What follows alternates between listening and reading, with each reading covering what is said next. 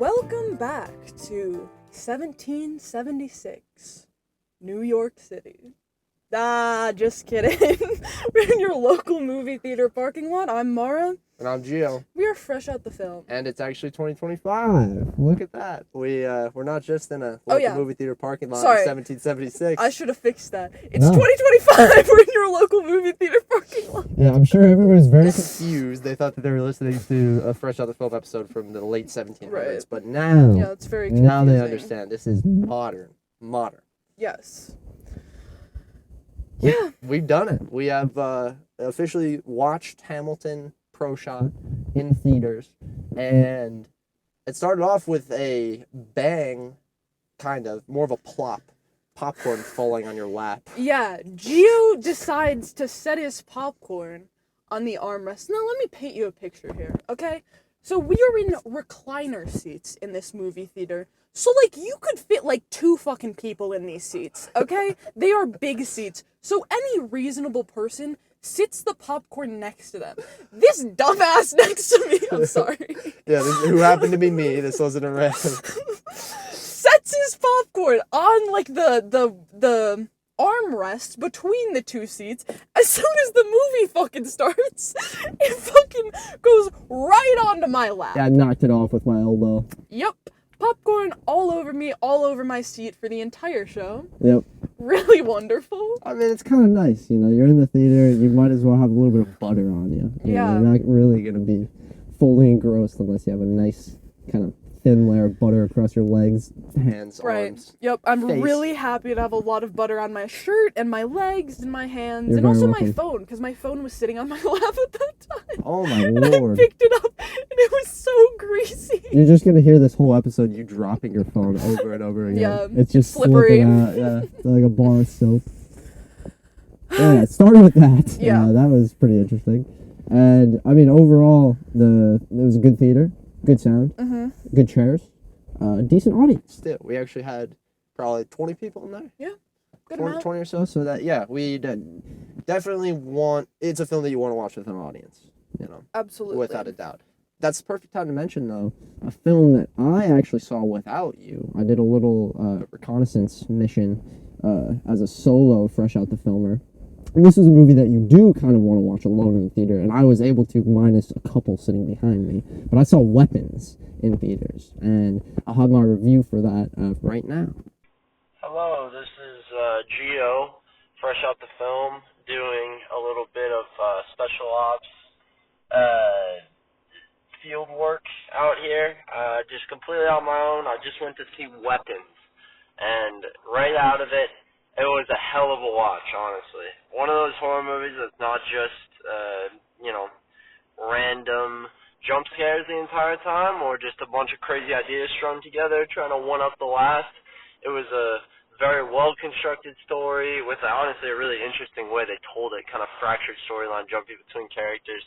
And just some really great scares that I'm going to be thinking about as I'm trying to fall asleep tonight. So, yeah, I think as I'm sitting now, because Gladys I didn't hate as much as I thought I would, I'm going to put this one at a 3.9. It's a 3.9. Not quite 4-star for me. I think there's still a lot missing here as far as the overall punch of this movie goes. You can feel it at the ending. It just falls a little bit flat. Only I had some more time to think. Unfortunately, I'm fresh out the film. Okay, bye-bye. Alright, so Gio already announced it for whatever reason, but we saw Hamilton in theaters. Sorry, I jumped the gun there. Got too excited, that's alright. This movie was directed by Thomas Kail, something like that. Written, of course, by the brilliant Lin-Manuel Miranda. Yep. Our god. Yeah, Shakespeare of our time. Absolutely. It was starring Daveed Diggs, Philippa Sue, Lin-Manuel Miranda himself, Christopher Jackson. Yep. Those are all the names I could think of off the top of my head because I did not do my breakdown this time. Anthony Ramos. Anthony Ramos, of course. Yep. Oh no, what is Angelica's name? Oh my god. Why did you fucking say that? Everybody's got Google on hand. We don't have to. You're revealing that we don't remember her name. You shouldn't have said that. You're right. Yeah, we would have sounded like we knew what we were Fuck, talking the about. queen herself. Yes. That's what we refer to her as. Yep. I know her better as Angelica Schuyler, anyway. And this movie, just because I haven't really explained it, this was the original cast of Hamilton that was recorded, released on Disney Plus, and then for the 10-year anniversary was released in theaters, which is why we got to see it now. Yes. So, from it being released in theaters, opening weekend made $10 million. Good. Yeah. I mean, for something like this, and I don't know, what did you see for press for this movie? I did not have a lot of it in my feeds, which makes me think, and my feeds are filled with movie stuff, so it makes me think it was kind of targeting a different set of eyes, you know, maybe some theater people more so. Maybe it just hasn't got promoted on the level that other movies have. I've seen a lot of it, but like more specifically a lot about the 10-year anniversary. That has been like the entire year all that I'm seeing. Yeah. But I am very much on the theater side. Nice. So I have seen a lot about promoting this, and they did like a premiere type thing with like all of like the real like cast there, and they all watched it. So I've seen a lot of clips of like interviews and shit from there. So nice. I've seen quite a bit. Okay. But that's just really the side of the internet that I am on. So. Yeah. Who knows if everyone else is seeing? Do you think this has general audience appeal? Absolutely. I think so. I think. Yeah. Wish the marketing team would have hammered that a little bit more. At least for me. I guess I'll speak it into my phone right now. I want to see some more Hamilton stuff. Yeah. Please. We'll be speaking this entire time, so your phone. Sorry, pocket of air. Better show you some Hamilton shit after this. Come on. Yeah, it was rated a 4.2 out of 5 on Letterboxd, an 8.3 out of 10 on IMDb, and a 98% for the Critic Reviews on Rotten Tomatoes. High on everything, man. Yeah. Wow. Yeah, people love it, and it's gonna be tough for R ratings too. You know, especially when we're looking back on this. I think that people aren't grading this on the level that they would grade a normal film.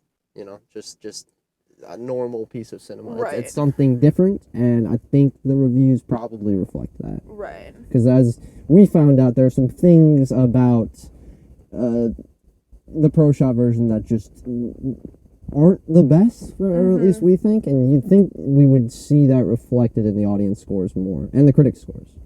Really, the critic scores. Yeah. Yeah. And I do think we should give a little background. If you have listened to the podcast whatsoever, you would know that we are huge Lin-Manuel Miranda fans. Yes. But we are huge Hamilton fans. I think Hamilton was one of the first musicals both of us really, really got into, like, knew it front to back type shit. Yeah, the only songs that at least I listened to initially, because they were clean, was My Shot and Aaron Burr. Yes. And I just listened to those on repeat, pretty much. I had a playlist that just had those two songs going over and over again. Yeah, me too, because that's, like, I think that's just, like, our mom hadn't listened to enough of it to realize there were other clean songs on the album. That had to be. Yeah, so it was just like, oh, the first two are fine.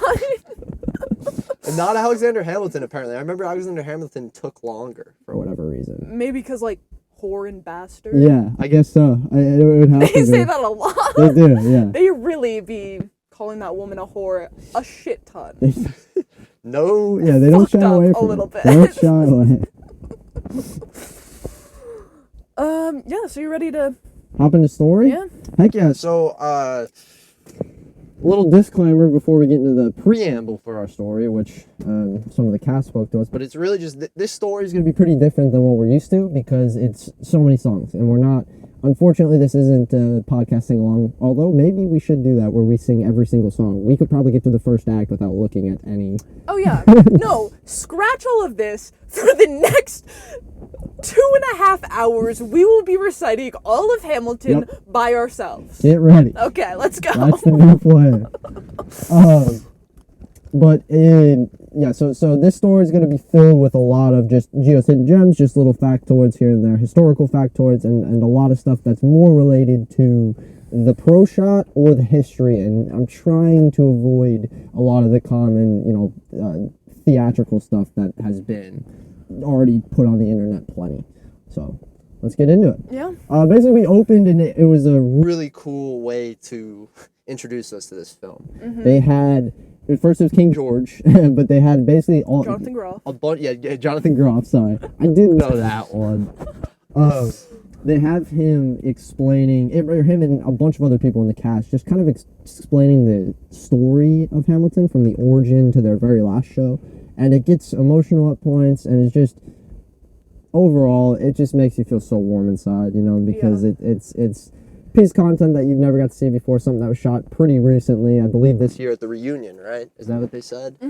And, yeah, it was lovely. Lin-Manuel Miranda gets in there and it said something that made me tear up just talking about one of the greatest things about experiencing theater or performance, I think is what he said, is just gathering in the dark and getting to hear a story. Yeah, and that got me. That is just so beautiful. Because I believe in that one. Like, that is one of the best feelings in the world. It's why we do what we do, man. Yeah. I mean, me and you, we love watching movies, and that's all it is. And I think it's really just like live theater is just like, for me, it's like a step up from being in the movie theater. Because usually when you're going out and you're paying a shit ton of money for like a fancy ticket, you're gonna have, like, the energy is like way more there than just like, I'm going to see a Tuesday, I'll go and see this movie, I guess. It depends on the show. For like, it's something on Broadway versus a movie. I don't think there's really a competition. Right. Maybe I have preferences for certain movies that maybe I want to see re-released or something, but the overall experience and the energy that you're going to get from going in a theater, the theater is the way to go. You know, the performance art that's live.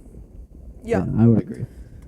But nothing is better than live theater, in my opinion. I grapple with, I don't know, I'll give you the answer next week, because I films are popping in my mind. Just overall, like, the films that you would be able to watch with an audience, like a big film, you know, a showing at Nan's Chinese Theater in LA, and you have a huge crowd, and you're watching Jurassic Park or something, you know. Yeah.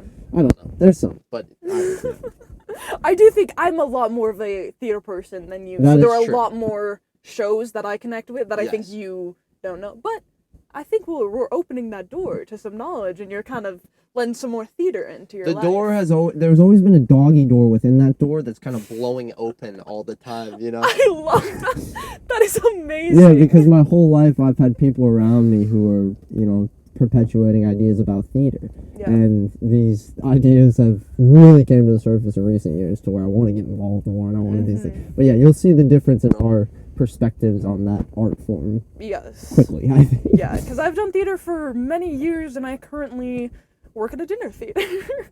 Dude, I'm just looking at the first line of the story here, and it's just, this is going to give you an impression of how boring it's going to be to go through this, why we need everything so much stuff. Because Act 1. The orphan Alexander Hamilton leaves home on the island of Nevis after a devastating hurricane and a difficult childhood. That's Alexander Hamilton. That's it. Yep, that's pretty much it. Now, I do want to mention something, and stop me on any song that you want, if there's things that you want to mention, because like I said, I'm not going into the song at all. I couldn't find descriptive of the blocking or anything. I tried. Yeah. But there's nothing. You spotted something already. I did, I'm sorry. We're early in the episode for you to be spotting something. But yeah, that was Alexander Hamilton. I do want to talk about, we had planned going into the theater that we were going to clap after every song, but at least after Alexander Hamilton, we were going to clap. And when Alexander Hamilton, my heart was racing. I don't know about yours, but I knew my clap was coming. It was almost taking me out of the movie, and I'm like, oh God, what is this? So I tried to just put it out of my mind right until it ended, and we did clap. Yeah. Nobody joined us that time. But the thing is, you can hear the claps from the live audience that was there when it was filmed, so it was fine. It fits in perfectly. And what's great is, as the show went on, more and more people started catching on to the claps. And it was never like a full everybody in, but certain people like certain songs more clap. It was really cool. Yeah. It was really cool. And I feel like we actually might have started that. We did for sure. It was awesome. But arriving in New York in 1776, Hamilton meets Aaron Burr, John Lawrence, Marquis de Lafayette, and Hercules Mulligan. And that is Aaron Burr, sir.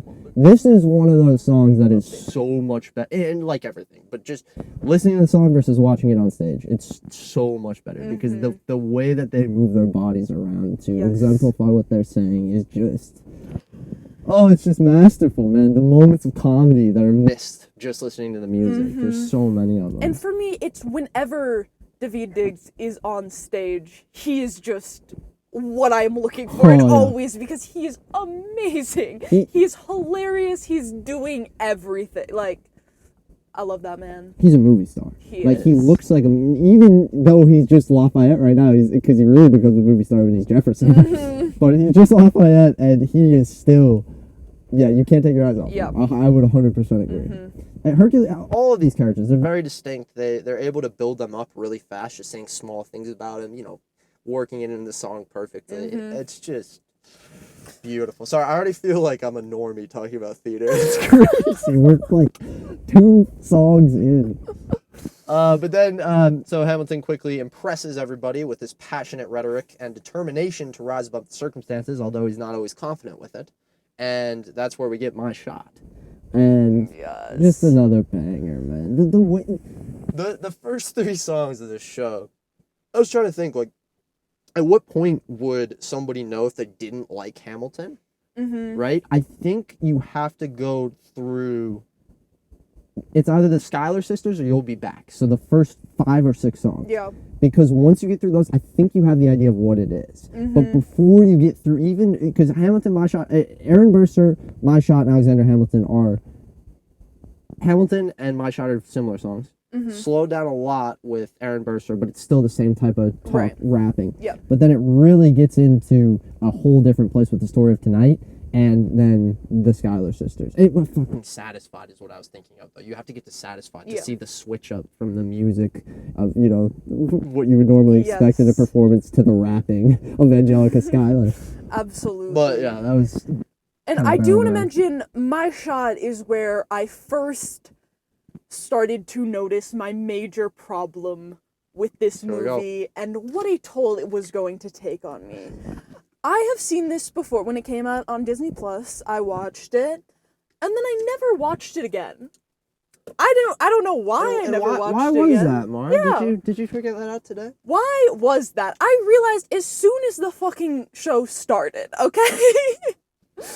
Because for whatever reason, in this pro shot, they do a lot of up close and fast cuts. Yep.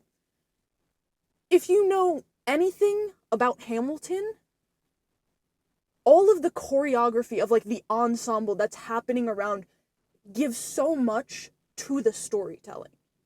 It's so important for the story, so when we are not seeing the entire stage, we're missing so many things. Yep. There are so many different things that we're missing on stage. And during My Shot is when I noticed it, and it was specifically when they did, like, the shot on shot. Yeah. Does that make sense? They took a shot. Time to take a shot. Yeah. And they, like, did like a weird, like, close-up for that. And it's like, that's when it started to be like, okay, they're kind of unnecessarily doing this. Because, like, we can see they're taking the shot. Like, the good beat moment is when they all take the shot at the same time. So why are we doing a zoom in and trying to make, like, the camera do something fun with this shot? Like, sorry, I'm saying shot too much during much. But this is when I started to notice that it might have been worse than what I had remembered before. Because I had argued with a few people about this, but it just kind of, like, left it and, like, never thought about it. And I love Hamilton, like, one of my favorite musicals. So, like, I think there was a certain part of me that I was like, I don't want to fight. I don't want to go into things I don't like about this. But, yeah, that's when I started to notice. And I will be talking about this a lot throughout the story. So, be ready. Right here, or we can save it. We'll have more. Yeah, we'll have more on that later. A lot more on that. A lot. We also have a little factoid here. So, it took Lin-Manuel Miranda a year to write My Shot. He describes this song as the moment that Hamilton comes into the room and blows everyone away with the strength of his oratory, I guess his words, so every couplet has to be amazing. And it certainly is. Yeah. I mean, spending a year on one song is a long time, and I'm sure glad he did it. Me too. excuse me. Together, these 4 or 5 bond over shared revolutionary ideals and toast to the possibility of a freer future in the story of tonight. And this is where the show really slows down for the first time. You know, we've kind of had those moments of breath when Hamilton goes off in his own head, you know, we get taken out of the moment for a second. But this is where you realize that, you know, there's going to be a lot of slow melodies in this. And it's not just going to be all, it's not a rap musical, you know. It has a lot of rap, but it's not a rap musical, I would say. Right? Because you can't, would you describe this to somebody, like, if you're going out, because that's what everybody told me, and it's like, is that it's a hip-hop musical. If you're expecting a hip-hop musical, you're going to get aspects of that, but you're not going to get, like, you wouldn't like this song, I feel like. I wouldn't, like, hold on. I understand the people who describe it that way. Mm-hmm. I wouldn't necessarily. Yeah. Because I feel like the rhythm of the song and rapping to going very slow is so intentional throughout the musical. Yes. And you can see what Lin-Manuel is trying to tell you based on just, like, slowing down a song and, like, stopping rapping for, like... So, like, I would never describe it that way because I just think about the music being so intentional. Yeah. You know? Yeah. No, I you're not doing it justice by telling somebody that. You're not. Yeah. You know, and I don't think you're doing them justice. So But, like, I understand people, like, hear, like, musical, they're like, oh, Oklahoma, Yeah.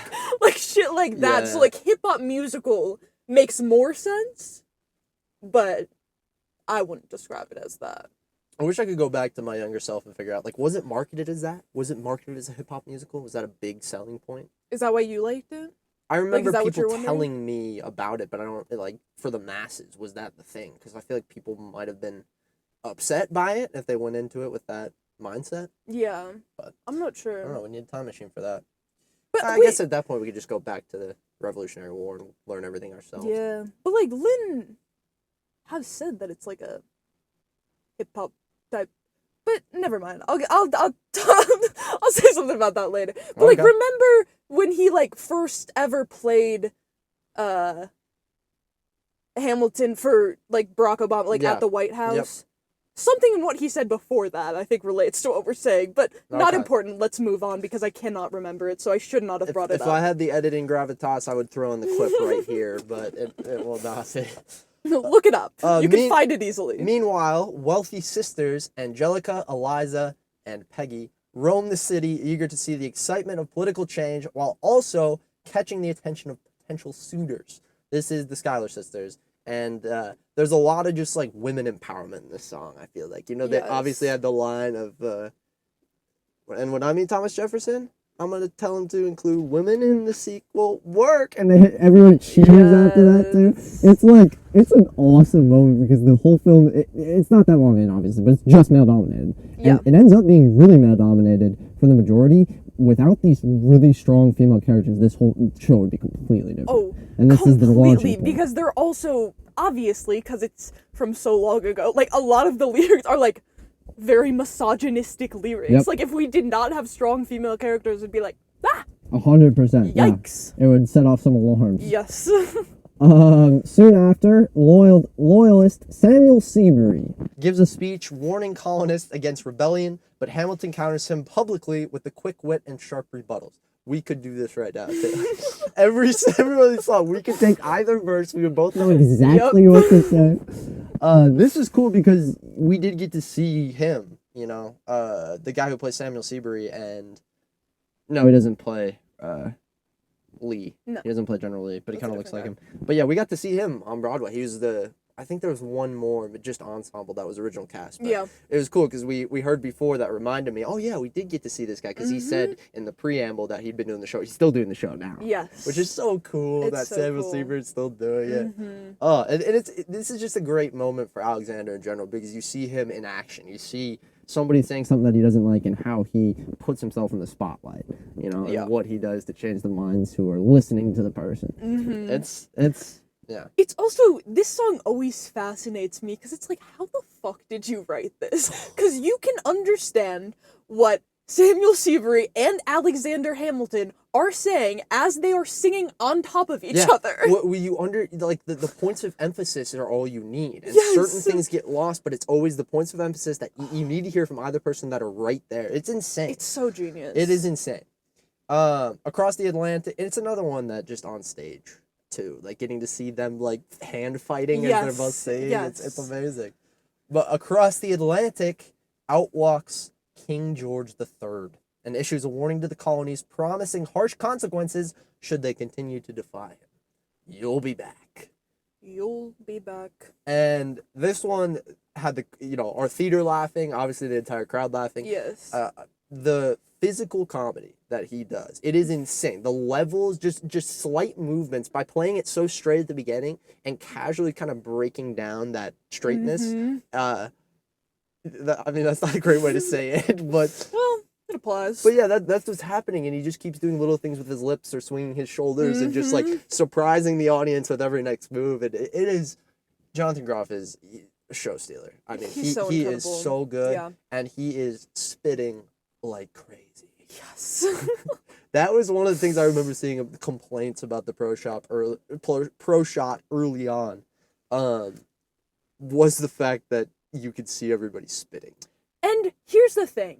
Thank God, because I swear to God, if they were not spitting that much, they would have had the camera in their fucking faces the entire time. I swear, the amount of times they took the camera like a far away of Jonathan Groff, and I'm like, I know that's because he's spitting up a fucking storm right now. They couldn't hide them all. Thank you! Thank you! Yeah. No, they really couldn't hide them all, though, man, because you could definitely see it. But you can tell when they changed the camera angle because he's spitting way too much. Yeah, no, which just goes into, that is why theater is not supposed to be viewed that way. It's because the actors are spitting up a storm on stage because they are singing a shit ton. And you have to generate tons of saliva, right? Yeah. To be able to, like, what happens if you get dry mouth on stage? Like, how does it affect your singing? Constants or? I don't know, like, how, the technical aspect of how it affects it's like they're trying to generate more spit in the front of their mouth on purpose, you know? Yeah, or when when you're singing, it's just a lot of saliva comes through the front of your mouth. I don't spit that much when I sing. Well, but when they're singing more. Yeah, when you're singing for like a long extended period of time, sing. When Hotel California comes on in my car, next time you sing, notice the saliva that's building up in your mouth. Okay. And so, because he can't just like swallow it back down, spits it out. Oh, I see. Or they're just singing a lot and spit is just coming out as they're singing because there's so much saliva in their mouth. I'm sorry, guys. This is gross. We're talking a lot about saliva. Yeah, sorry, but our bad.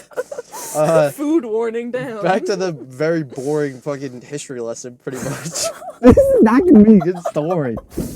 During the New York and New Jersey campaign, Hamilton impresses George Washington, and Aaron Burr doesn't, and reluctantly accepts a position at Washington's aide-de-camp. Aide-de-camp? Aide-de-camp? I don't know. Aide-de-camp. Aide-de-camp. Yes. Instead of leading the troops into battle. This is right-hand man. Which, that just basically means his secretary. Okay, yeah. It's, he's taking his opportunity to get himself in a position that's going to benefit him more in the future. It's a smart move. It's against what he wants to do because he's a fighter. But... And I do love, and it's so small, but I do like it, is when...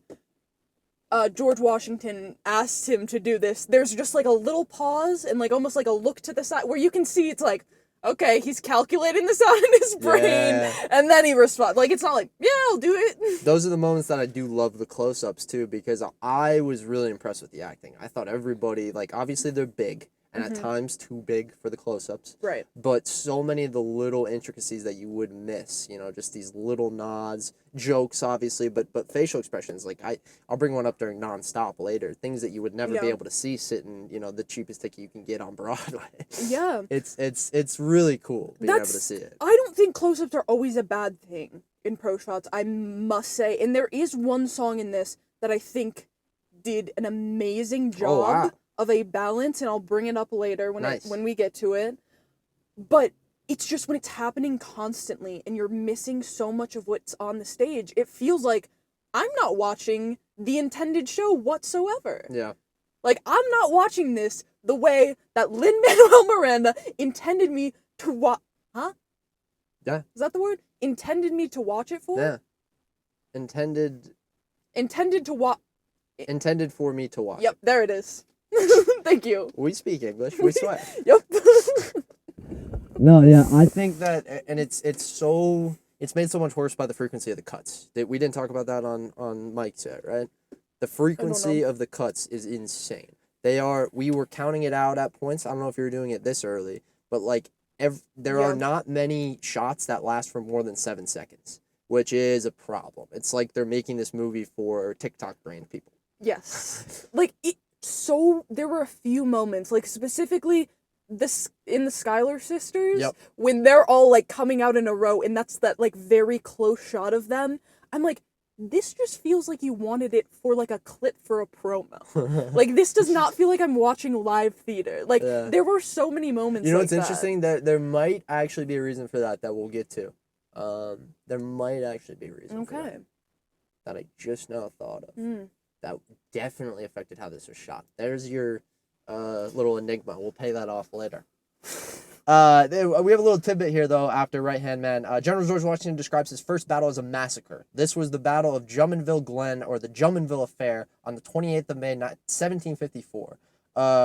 Colonel George Washington, serving the British Crown, led a group of Virginia militiamen in what is now southwestern Pennsylvania. Washington's company came upon a French camp, and what followed has been hotly debated. The British claimed the French opened fire first, while France claimed their camp was ambushed. In any event, the 15-minute battle, only 15 minutes, led to all the French being killed or captured. Among the prisoners was their commander. As Washington was questioning Villiers... Oh, that's not relevant. I want to see how many of his men died. Why is that not in there? That was the whole freaking thing. Damn. But yeah, they also massacred the French, is kind of the thing with that. And it's not quite clear what happened. Right. Did Washington shoot first? Who knows? Because that would kind of badly change that story. It's not like he just was a dumb general and made a mistake. It was like he shot on, defenseless men. That would be a very different story. And I'm sorry, I have to mention real quick, because I completely forgot about it, but this was the first moment to happen where I physically threw my arms up in the air in disappointment. But during Right Hand Man, right, it's like, here comes the general, ladies and gentlemen, here comes, and then George Washington, right? In this moment on stage, he turns around, it's this huge reveal, everyone fucking cheers. What did they decide to do in this? This is insane. I actually need to know what fucking, like, I'm sorry. Explain what happened. Yeah, I'm sorry, I didn't get there. Basically, before they announce George Washington, before his turn, before the audience starts, for whatever reason, they put the camera behind him, so he is facing the camera, and you can see the audience before him, before they announce George Washington! He's still dark. It's like, literally, we should not be seeing him. We should not be seeing him. It felt so... why are we doing that? Why? Who in their right fucking mind was like, let's go stand in the back of the stage and shoot, like, poorly lit George Washington before the big reveal in his big fucking moment. Stupid. So stupid. Yeah, that was, like, the first one that, like, really fucking got me. Yeah. And there were way more to follow, so let's continue. There's definitely some more in here. At Philip Schuyler's ball, a winter's ball, Hamilton meets Eliza Schuyler. She quickly falls in love with him, and he with her. Their whirlwind romance leads to marriage with Helpless. So, kind of went through 2 songs there very, very fast. Winter's Ball is great because you see all the guys flirting, which I love. Yeah. It's just so good.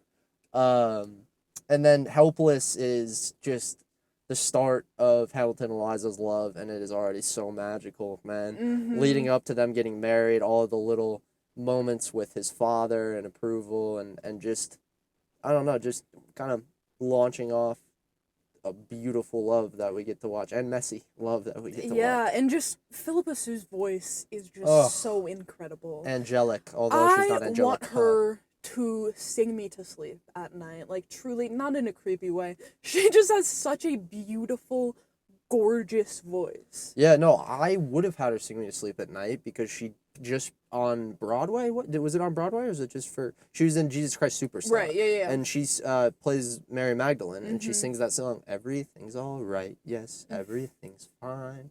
But for whatever reason, they speed it up, and it's no longer a lullaby, and I can't fall asleep to her version, and it kills me. Damn. Kills me. You can Because fall asleep to Burn. I used to fall asleep to Sarah Bareilles' version. Yeah. Yeah.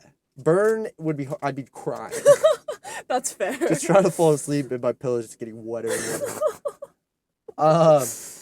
Angelica, while this is all going on, helpless, she's kind of just in the background, but then she revealed that she was hiding her own feelings for Hamilton, choosing her sister's happiness over her own in Satisfied, which for many people I think is the highlight song of Hamilton. Watching what this woman can do, which I can't believe we don't know her name. It's such an incredible song, and how they do it on stage is so beautiful. If you're not familiar with Hamilton, they basically have in the middle of their set like this circular moving piece that they utilize. Two circular. Yeah. One outer rim and then one middle. It looks like the target symbol because there's an outer rim that moves and then a middle circle that moves. Right. Yeah. Spins. Both of those. Sorry. Yeah. And it's so incredible how they do this because we're rewinding back to when when Alexander Hamilton first meets the Schuyler sisters, and it's so cool how they have all of the people around them just like slowly just like moving backwards as she's singing. The lights are going crazy. Yeah. All the blocking that we'd already seen is being redone, but from Angelica's perspective. Yes, in like a backwards way. And it would have been so great if we could have seen fucking more of that. Because we got to see it for like 2 fucking shots, and the rest were just a close-up of her. And what are we doing? What are we doing? This entire rewind part where it's this beautiful, and it just goes to her. And I remember this was one of the things that I was mad about the first time I watched it. And was like my big point the first time I watched it is there's so much shit happening around her. That's like amazing. And it's amazing that they can do it, and it's so fucking cool. And they just took it out. It's the one song where you just want, out of anything, I think maybe Yorktown, but you want just one shot. You want to be able to watch it all, just take it all in with your peripherals. It truly is amazing. It's one of those scenes where you love going from ensemble member to ensemble member or people in the background and the frequency of cuts during the song was insane too, right? Like especially when she sped up. Number one, it was like boom boom boom boom boom boom, cutting 3 seconds, 5 seconds. I mean, it was so frequent. It was, and it's so sad because all of the choreography and the blocking for that scene is just so like precise and genius, truly. And it's so sad that we didn't get to see it. Yeah. No, I agree. It makes me really upset, actually. At the wedding, Burr privately congratulates Hamilton, who admits his frustration at being stuck behind the desk rather than on the battlefield. And we get the Story of Tonight reprise, which is just a story of tonight, but instead it's raise a glass of freedom, something you'll never see again. They're just, joking about him getting married. It's such a good song. And they're like super drunk, and it's fun. The camaraderie of this group. They're just a group of friends now, and it's so lovely. Burr reflects on his cautious philosophy of waiting for opportunities rather than seizing them next, contrasting Hamilton's relentless ambition. And this duality, counter-duality would maybe be a better word, but no, it's duality from a different perspective is the main focus of our story. It's a man who wants to sit around and wait for his opportunities to come to him versus a man who is a go-getter, wants to go out and find his opportunities himself. And this is the first time that that's common fucking, that's not a cool insight. That's the whole fucking show. Well, I mean, yeah, you could. Oh, actually, no, I'll take thank you. I'm very smart, and my perspective on media is top-notch.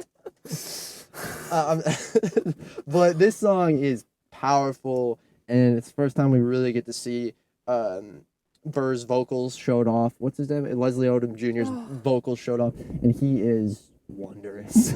It's just the emotion building in this song, and the commitment to the way that he wants to live his life is poignant, to say the least. Yeah, and it's his voice.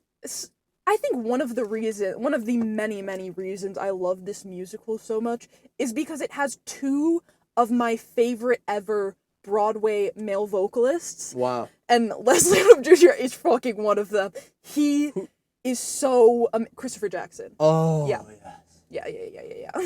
That's the other one. I was gonna say, really, Lin-Manuel Miranda? He's my favorite Broadway vocalist. That man can sing, damn. But his voice is just... It's... We said it for Eliza, but angelic. Yes. It's so beautiful. Like, it brings me to tears when I hear him. Like, truly. Because he has such a beautiful voice. And this song specifically is just like, oh, it's amazing. Showstopper. It's so amazing. Without a doubt. As the war worsens for the Continental Army, Hamilton aids Lawrence in defending Washington's honor during a duel with Charles Lee, who had insulted the general. And this is Stay Alive. This is such... Wait a minute. Isn't this the 10 Duel Commandments? No, it's Stay Alive, and then it leads into the 10 Duel Commandments. Okay, I must have it in here. So we have it in here. They lead into each other. Thank you. So yeah, it's Stay Alive first, and then is there anything you need on Stay Alive? No. Just know the same bullshit I've been talking about is happening throughout every single... Yeah. I can't call it out for every song, but I'll call out the significant We'll call out ones. the good ones, too. There is a good one. Yeah, at there least is, one. There is one good one that I got. Well, it's like, it's fine if they do it, like, when there's only one person on stage. Yeah.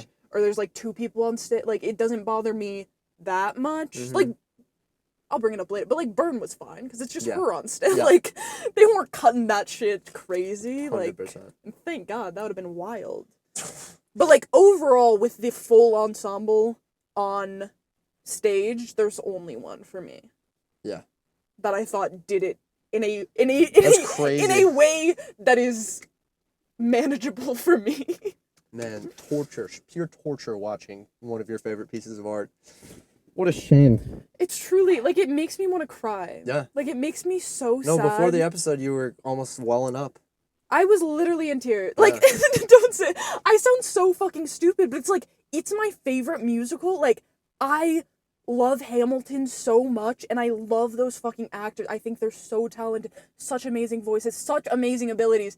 And to come out of that theater feeling as angry as I did, like, made me so upset. Because it's like, that's not how I should feel. You want to love and it makes me related. so upset that whoever the fuck decided to edit this made me feel that way. Yeah, you should find those names, because I think you might have some emails coming out. Yeah, I'm gonna punch you down. Watch out. Making open threats on the mic is a hell of a choice. Whatever. I almost hate whoever edited this as much as I fucking hate Russell Crowe. Okay. Whoa. Yeah, it's that is close. a statement. It's close. Would you rather watch Les Miserables movie or watch another Hamilton Pro show? Well, because Russell Crowe isn't in it that much. I guess. Yeah. I can manage it because it isn't happening it's not constantly. The whole movie. Yeah. But yeah, Stay Alive. During Stay Alive, Hamilton says, "Sing a song of sixpence."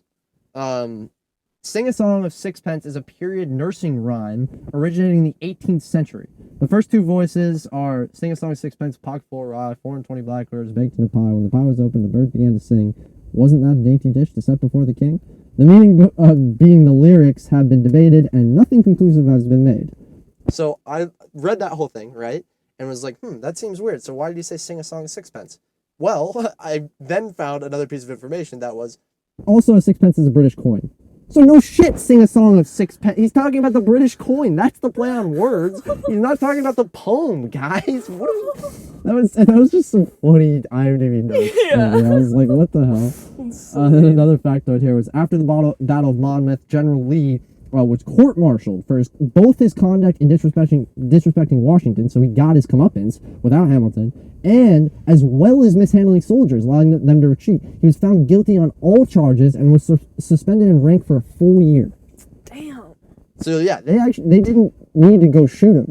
Yeah. He got his comeuppance. Mm-hmm. But Oh, well. Washington definitely agrees with me, because Washington is furious that Hamilton participated in this act of the 10 dual commandments, which I must have just somehow skipped over.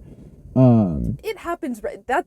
He shoots him during the 10 dual commandments, okay? Lawrence shoots fucking the lead. And what a song this is, because it's the build up. Number one, and they find a way to get 10 different things. It's just it's so perfect. Unfortunately, they're cutting so quickly during this song, and it's really upsetting. But that's okay. So we'll move on. Washington is pissed and suspends him for being involved in the duel, and we get "Meet Me Inside," which is pretty intense. So Hamilton then gets sent.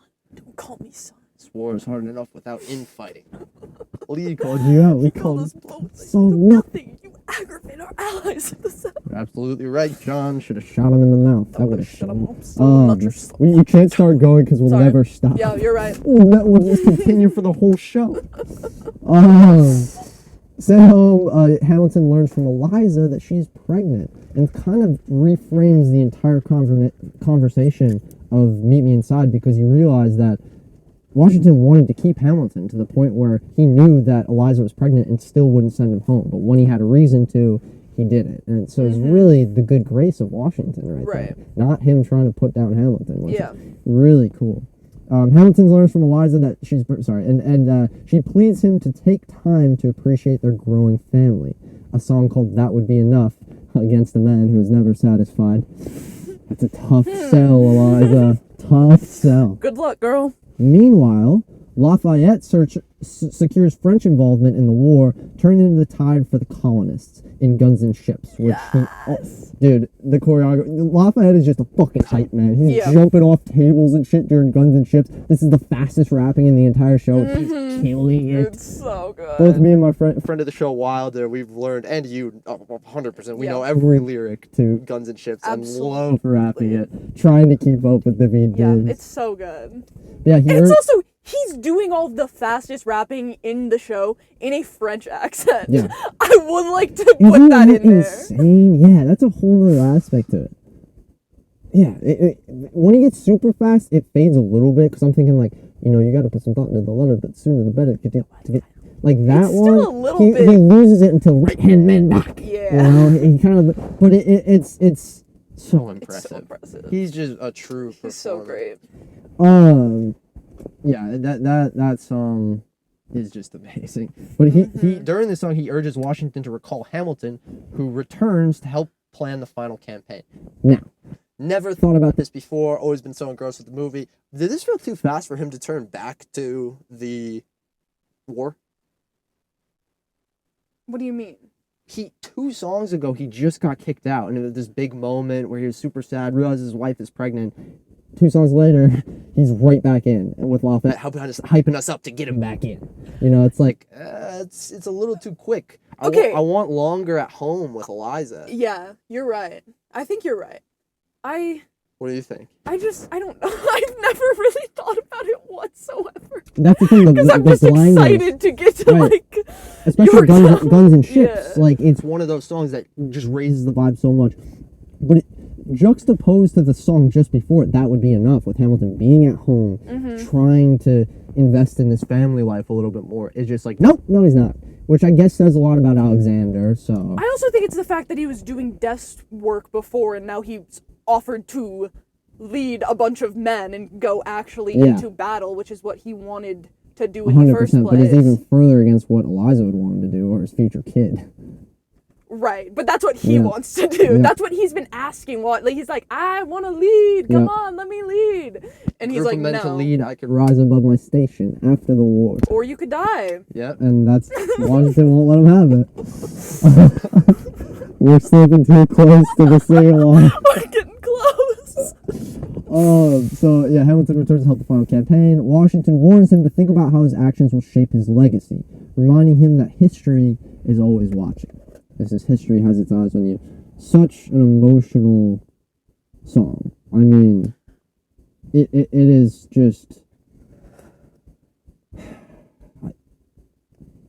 I think that it's a message that everybody can tap into, because no matter where you are in the world, how small you think your part is, history always has its eyes on you. And these are people who are in a situation where it's going to be published. It's going to be captured. They know that history is looking down. Something that it takes this song to remind you of, that you are in the same boat.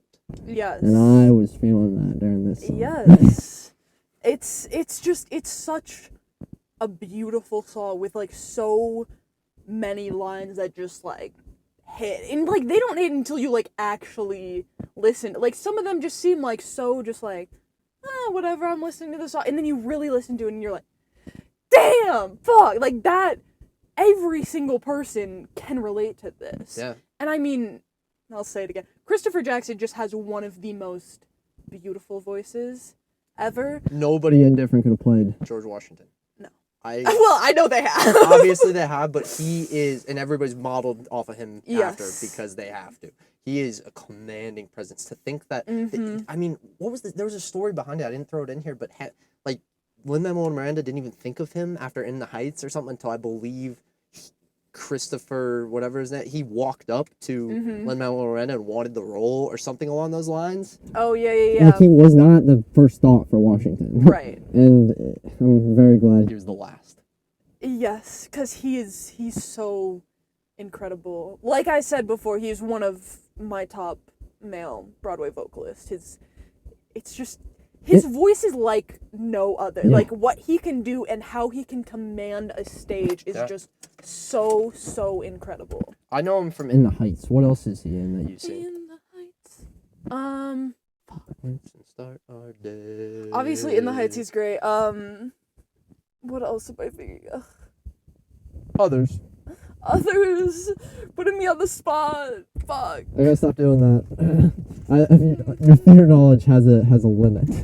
I can't push you like I can with movies. You could just, when I get tested on it, I get scared because I always feel like I'm not like a good enough theater kid. It's like when someone asks me something, I'm like, I don't know.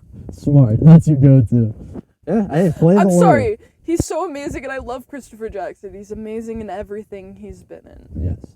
So then at Yorktown, Hamilton finally commands troops alongside Lafayette with secret intelligence from Mulligan, who has been working as a spy.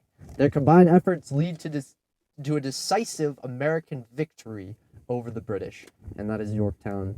or The World Turned Upside Down. And probably my favorite song in the entire show. We made a music video on it way back in the day. It's been lost to the ether. Yeah.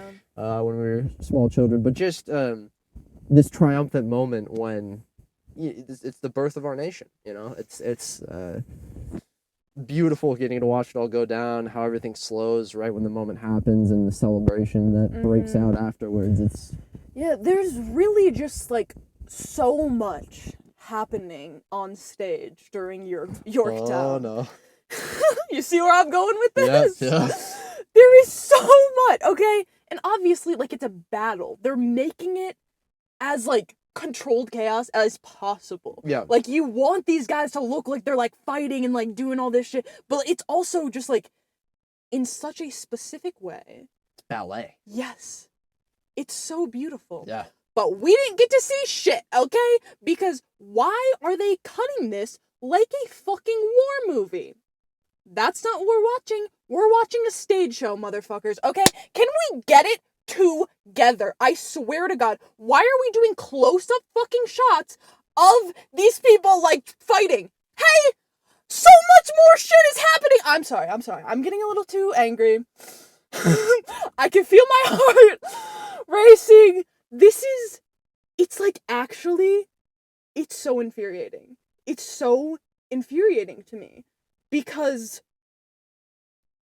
why? Who in their fucking right mind made these decisions? Who made these decisions? Who approved these fucking decisions? Who signed off on this shit? Like, it's actually, like, some of the things I can deal with. Some of the songs I can deal with, it's fine. When it came to Yorktown, and a few more songs down the line I'll get to, it became out of control. It's like, oh, you're really just doing whatever the fuck you want, and you are not at all having any integrity to the actual theater and to what you're actually trying to capture.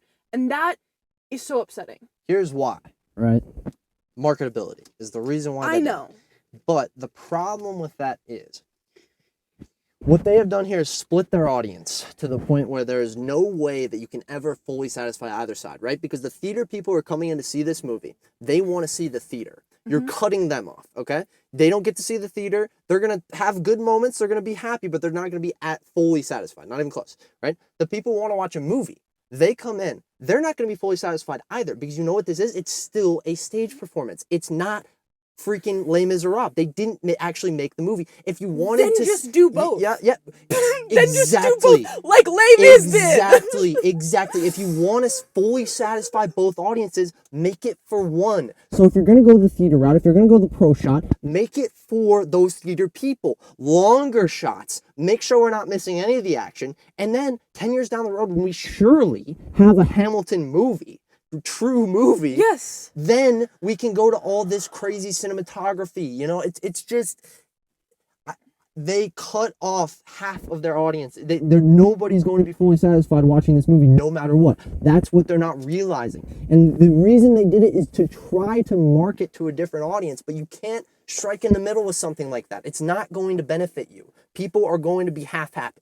That's it. Yeah, and in addition to that is a lot of people, when Hamilton came out on Disney Plus, Yeah. very popular, got a lot of people into theater. Yep. But that is not, you should not be getting into theater watching a pro shot like that, because that is not real theater. That is not what it is supposed to be like. Like, True. That's a great point. yes, it's so, I don't understand it. It, like, honestly, it makes me so fucking upset. And people probably think no one fucking listens to this. Dude, I'm going to make a short on what you're talking about, Mara. We're going to get the fucking conversation started, because you are right. You are totally right. They dropped the ball in that aspect, and it's a shame that it's not being talked about more. It really is. Literally, I see no I one can't talking match your about energy, but I'm trying my best. I see no one talking about it whatsoever, and it's just, how? Like, how can anyone be satisfied with, like, how? Can never be satisfied. Yeah, whatever. It's just, okay, I need a breath. Continue, Isn't that please. great though? They never fully satisfy. They will not fully satisfy a single person coming in to watch that movie. They won't. It's almost like a play on the whole thing It's like about a social experiment. Trying to make everyone feel like Alexander Hamilton. Exactly, dude. Put you in the shoes. But right here, I do have a little tidbit. This is actually in the wrong place. I meant to mention this in Right Hand Man, because they have that lyric in Right Hand Man where he goes, Hamilton won't abandon ship, yo. Let's steal the cannons. Yeah. And it's a very small thing, but this was a huge deal for Hamilton. Hamilton stealing cannons happened on the 23rd of August, 1775. British troops were evacuating from the city on board the HMS Asia. On the island's southern tip, there were 24 cannons in what is now Battery Park. The Loyalists told the British of the incoming attack to guard the park, and a patrol bridge was left close to shore. So all they had was this patrol bridge. So Hamilton, Mulligan, and 100 Continental troops were spotted trying to hold the cannons by attaching thin ropes and pulling them onto the patrol barge. British guns opened fire, and Continental troops fired back. In the exchange, 1 British soldier was killed. 21 of the 24 guns were captured by Hamilton's party. Damn. Fucking legendary. And that is just One line that he put in about that, and that just unloads this whole story. Yes. That's the amount of times there are just small little nods to history like that, where you can just if I had every what's it called, every line that I could just look at on paper, I would be able to just go research pretty much like every third line and just be, what is he talking about here? And it would be a part of history. Yeah. That's amazing. Yeah. I'm sorry, but also anyone listening to this, you have to watch the Drunk History one. Yeah. You will love it, I okay? used to, yeah. Because there are little things that he adds and he's like, oh, I couldn't put this in the story, or things he adds that were like it's. I will. Please you send have Send it to me. to. I really want to Yeah. watch that. That's so great. Explain what drunk history is real quick for anybody who doesn't know. Everyone knows what fucking Drunk History is, okay? Our grandma's sitting there like, well, all right. Yeah, she definitely knows what, like, Really? this show's coming out like 10, 20 years ago? No, not 20. Drunk history was? Yeah, in the early 2000s. Okay. It's celebrities getting drunk and then talking about history. Yes. I guess the name, and then like name explaining, kind of says yes, it. it's so, and then like explaining historical events where they have like actors like acting out, like it's hilarious. It's so funny. Following the victory, King George wonders how the newly independent Americans will govern themselves and what comes next. And I like how they're not too self-indulgent with King George. I know that's kind of interesting to say because he's in there so much, but they could be extending these songs, making them longer. They could be doing big build-ups, crescendos again, but they don't. They keep it pretty normal. He just does one verse and he's off.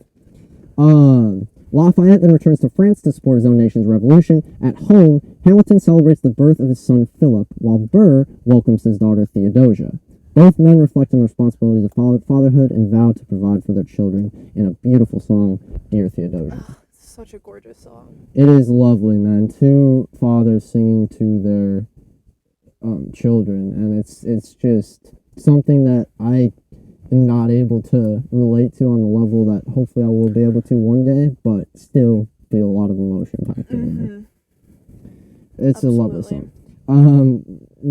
I guess this is where we have it, which I don't love, but Anthony Ramos ends up playing Hamilton's son, Philip, both at 9 and 19, obviously. We can wait. I think we'll get to that song, right? We can talk about, because the pro shot, Anthony Ramos can kind of pass as 9 when you're way back, and he's like doing the child mannerisms, but when it's up close, it's so funny. It's genuinely so, because he does not look. It's also, sorry, what's the next one? The next one is not up, right? Yeah, tomorrow there will be more of us. Oh. Yeah. Why? Go ahead. Oh, go ahead. Okay. Hamilton then receives devastating news that his friend John Lawrence has been killed in a needless skirmish after the war was won. And this scene should be so sad, but for whatever reason, Anthony Ramos is just breaking the entire time, just laughing. It's so hilarious. Was he laughing? I thought he was crying. No, see, it's so funny because, spoiler alert, the second time Anthony Ramos dies, his laugh, it could be laughing or it could be crying. It could pass as either. Oh. But when he dies as John Lawrence, it's so clear he's just breaking and cannot keep it together. It is fucking I don't hilarious. know about that. It's true, G. Really? They've talked about it, like how terrible he is and how he kept breaking on stage, and like he would get in trouble During for a that. pro shot after like Yeah, 5 years Yeah. of doing this or whatever? isn't that insane? That is insane. You have to go back and like just I'm go gonna look at a go watch clip it because you can tell it's so obvious. Like he keeps That's doing like the hilarious. thing where you like fill like your cheeks with air to like try to stop laughing. I was crying fully. I was looking Over at him, I was like, I could not fully- because he's just Dude, laughing. it's crazy how removed from the emotion in the story you became. But that's not what I'm talking about. But like, just by having to look at so much of the technical aspects rather than investing in the narrative, how that affected your experience, Yeah. you know, of being able to emotionally invest. It's so heavy, Mm-hmm. it's crazy. But that's nuts. I gotta rewatch those to see him break it because that's hilarious. It's so funny because you can tell he's like about to, like, you know when you can see it, like, you know when you're watching like SNL or Yeah. something and you can see them like about to break, Yeah. and you can see it happen so many times and then there's like a little smile and then he like covers it up. It's so funny. That's actually great. You wouldn't think somebody, that was his first show as Hamilton, so maybe. Yeah. or his first show on Broadway.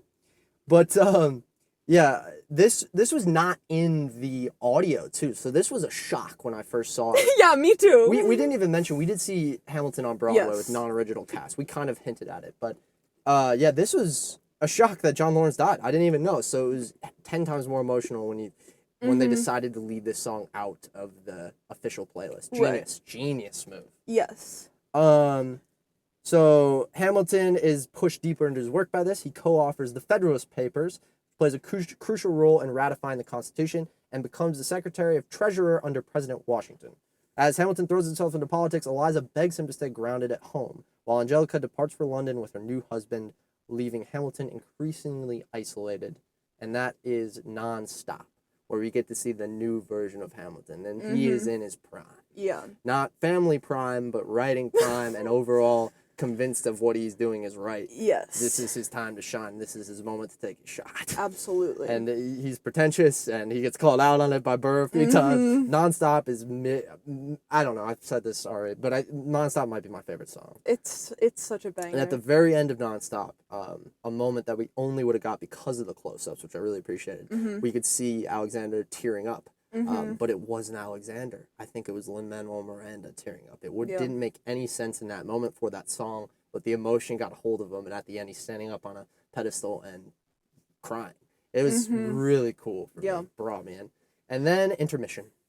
Yep. So, guys, we're going to take a 10-minute break. Go get your... No, we'll move on. We're into Act 2 now.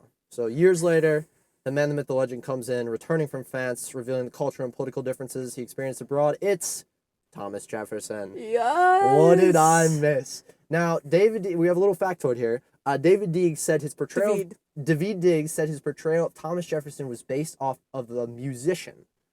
Do you know what musician that is? Oh, God. Any guesses? 80s might help? Like, ugh. I don't know. Who is it? What about this? Little Red Corvette. Is it really Prince? Prince. That was the first thing that came into my head. I'm like, no, I'm gonna sound you fucking should've ran stupid. because I'm gonna sound he's stupid. wearing the purple. He does. See, that was my only connection. So I was thinking Prince. I'm sorry. You probably think I'm lying, but I No. literally thought that. I was like, no, believe you. I was gonna be. That's gonna sound stupid. You can tell. It's so cool. Also in this song, when Madison says, "Where have you been?" Jefferson responds with, France? Kind of like, just like bullshitting. This was actually improvised during rehearsal. And not something that happens often in theater, right? No. And I guess it's just one of those shows that somehow feeds in improvisation. It does happen. It does? In theater, but it's... I mean... Because, like, mic timing and stuff isn't a lot harder to ad-lib. Absolutely. Yeah. Especially in a musical where music is happening. Exactly. Because they might want to cut his mic yeah. as he's moving around and shit for... I don't know if it would pick up breathing, but, like, how often are they cutting his mic versus Madison's mic? Are they both on that whole song? I don't know. Because, yeah, that would affect the improv. But he did it in rehearsal. Lin-Manuel Miranda liked it so much, kept it in the script. Yeah, So cool. That's so cool. By 1789, Jefferson and Hamilton clashed during a heated cabinet debate over Hamilton's financial plan, particularly the creation of the National Bank. Washington tasked Hamilton with negotiating a compromise to secure votes in the Congress. This is cabinet battle number 1. Now, this is something that really upset me about both of the cabinet battle numbers, but I will bring it up now. In the cabinet battles, they set up the stage so, like, the audience is like the audience for the cabinet battles, right? They hype everybody up. Are you ready for, something like that, yeah. Like, Hamilton's he's interacting a little bit with the crowd, like, Jefferson's interacting, like, George Washington's standing at the front of the stage announcing it to all of the crowd. Yep. So why the fuck are we not getting that perspective? Why are we not the crowd? We should be the crowd. Even in this song? Well, yes. Everybody's sitting down. Nobody's, like... Yes, but that's the thing, is it wouldn't matter except for how the scene is made. You know what I mean? It is so the audience is part of the show as well. Right. And so we're not in the show anymore. I see. Then put us on stage. Show us a close-up of him. Show us a close-up of them. We're not in the audience. Yeah, it's not giving the same... Because they have the mics out. They're literally... They've like, gone into the 21st century to do a rap battle for the cabinet battle. Mm-hmm. We should be able to experience that as an audience in the 21st century. And that is how it was Instead, we were on stage with yep. them, and that would feel weird. If somebody watching that who's never seen it before would not even get close to the full effect of what it was. Yeah. They could try, but you're absolutely right. And even if it's subconscious, that would affect it. Mm-hmm. Wow. During the summer, Eliza Angelica who's visiting from London, and their family vacation upstate, urging Hamilton to join them. But Hamilton remains in New York, focused on his work and on striking political deals. Striking some more deals as well a little bit later. But this is Take a Break. And Take a break. It's just, for me, it's like the last kind of reach out to, for everybody, it's the last kind of reach out for him to invest in your family, don't invest in your work. Yeah. You have to, Hamilton is consumed with trying to make things happen. all the time. He's just trying to do and control and be this person that leaves a legacy. And this is the moment where we see that he's not going to lose that. Yeah. Even with Angelica in town, who he's developed a very close relationship with, writing letters, he still won't go spend the summer with them, even though John Adams does. Well, John Adams doesn't have a real job anyway.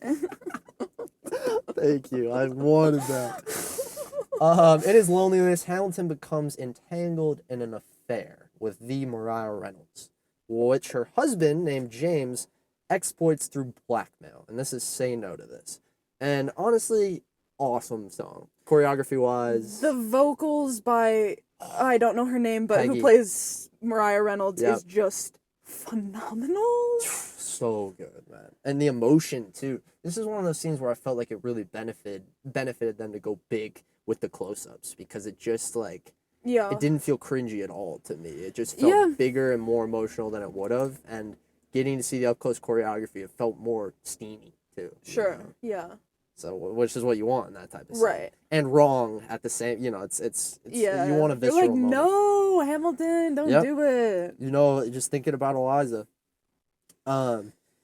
Yeah, but around the same time, Hamilton, Jefferson, and James Madison reached the compromise of 1790 at a private dinner that had a lot of questions about what actually went down. Jefferson and Madison agreed to support Hamilton's financial plan in exchange for placing the nation's permanent capital on the Potomac River. The backroom deal infuriates Burr, who envies Hamilton's growing influence and yearns for a place in the room where it happens. Another banger of a song where we get to see Leslie Odom Jr.'s intense vocals. Yeah, let me take a deep breath before this. Room Where It Happens is one of my favorite songs of all time. Yes. I think it is so phenomenal and it is so well done. On top of that, the choreography of this scene is brilliant. How the set pieces are moving.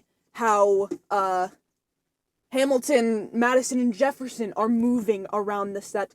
And all of the choreography happening around them is so brilliant and so cool and really just highlights Aaron Burr in this moment. When he's standing in the center of it, there's like this blue light on him. It's so great. And this is the point where I literally wanted to walk out of the fucking theater, and that sounds insane. Because why would I want to walk out of the theater after one of my favorite fucking songs? And it's because I was completely taken out of it by all of these quick shots, not seeing the choreography that's happening on stage. And you see it a bit in the start. You see what's going on. You see them kind of moving things. But when it gets to the end, and this big crescendo of him doing, like, everyone's like, I've got to be. Yes, and everyone's like, I gotta be. yes. It's just doing these quick shots around him and to his face. And, like, that is a huge moment on stage. And everything on stage makes that a huge moment. So we're not seeing any of it.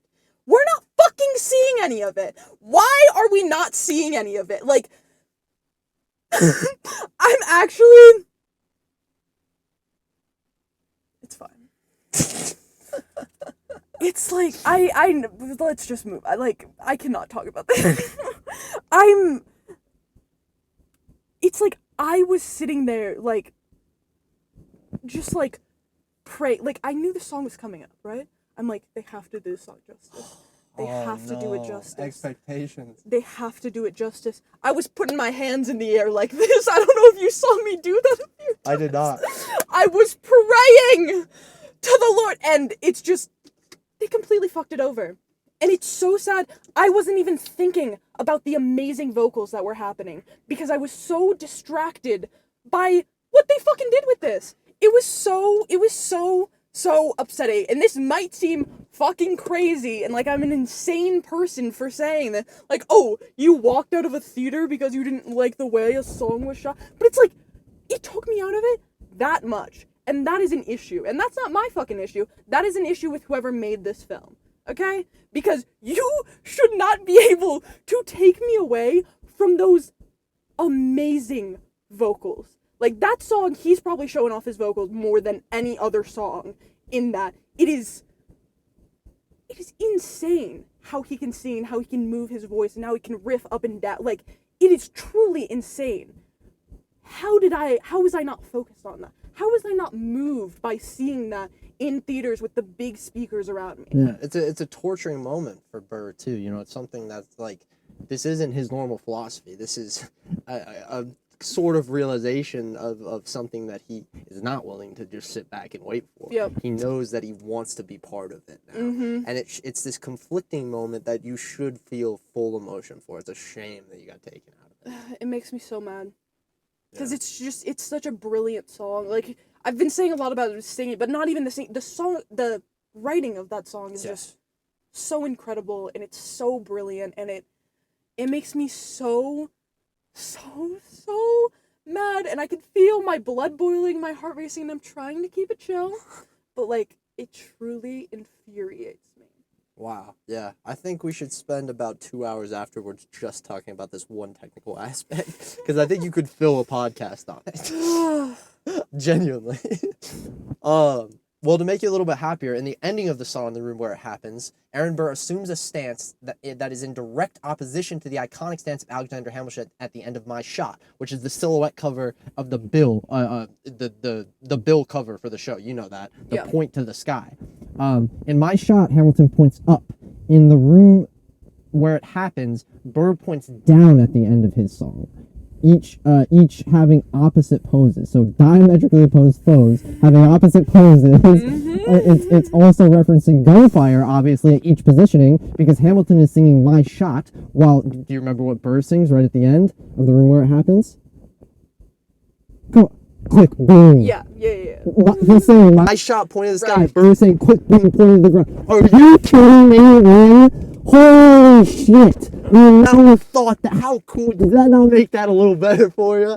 Come on. No, there is nothing wrong objectively with the show, and everything that was happening on stage was fucking amazing, and he is so genius and puts these tiny intricate things in that are so amazing, but it's just the fact that I was taken so out of it by just the shitty editing and the shitty filming of this. It's really, really sad. Yeah, shitty. And I don't like saying things are objective about movies, but this is one of those where objectively you're not going to satisfy either audience fully. It's just truth. No, and I mean, someone could love the way this movie is shot and love the way it is, and everyone, I believe all movies are subjective. Everyone can have their own opinion.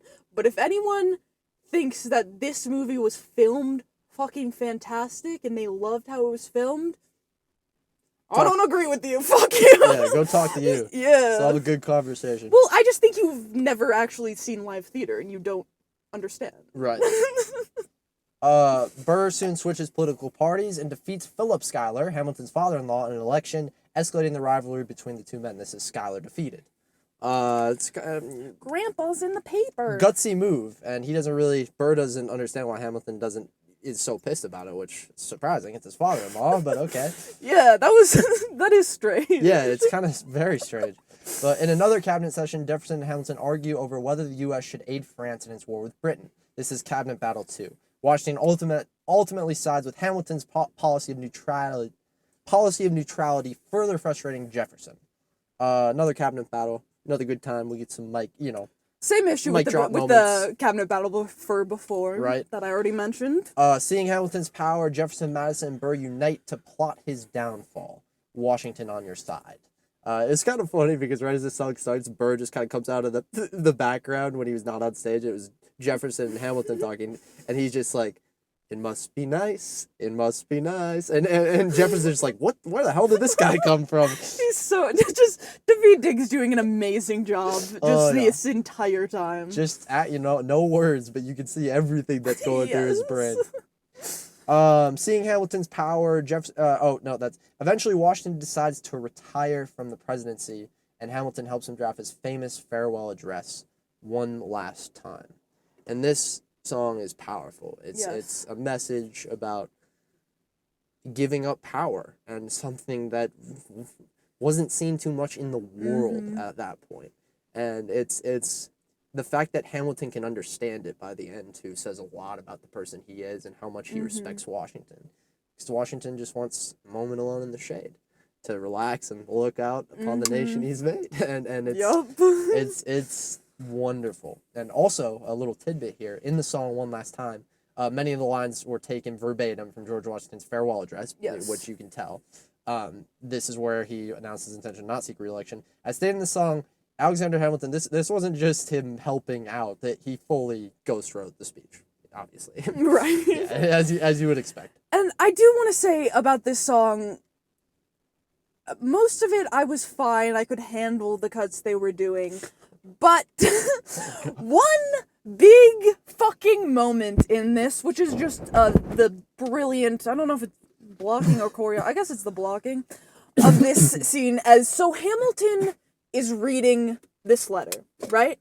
And as he's reading it, George Washington's voice starts coming over, and with that, George Washington starts walking up to where Hamilton is. And it's this beautiful, just one, like, line of light lit on the stage. Yeah, sure. That Hamilton is standing in, and George Washington is walking up to, and then eventually walks past and, like, takes over, singing the entirety, like, the rest of the thing. Of the farewell address. It was really upsetting to me that in this scene, with this brilliant blocking here of him coming forward and singing, and that is him kind of starting the, like, that's why that happened. That's why it changes from them singing. It's Hamilton kind of, like, writing the letter to what George Washington is actually saying, and he's really believing this, and we're just getting close-ups of their faces.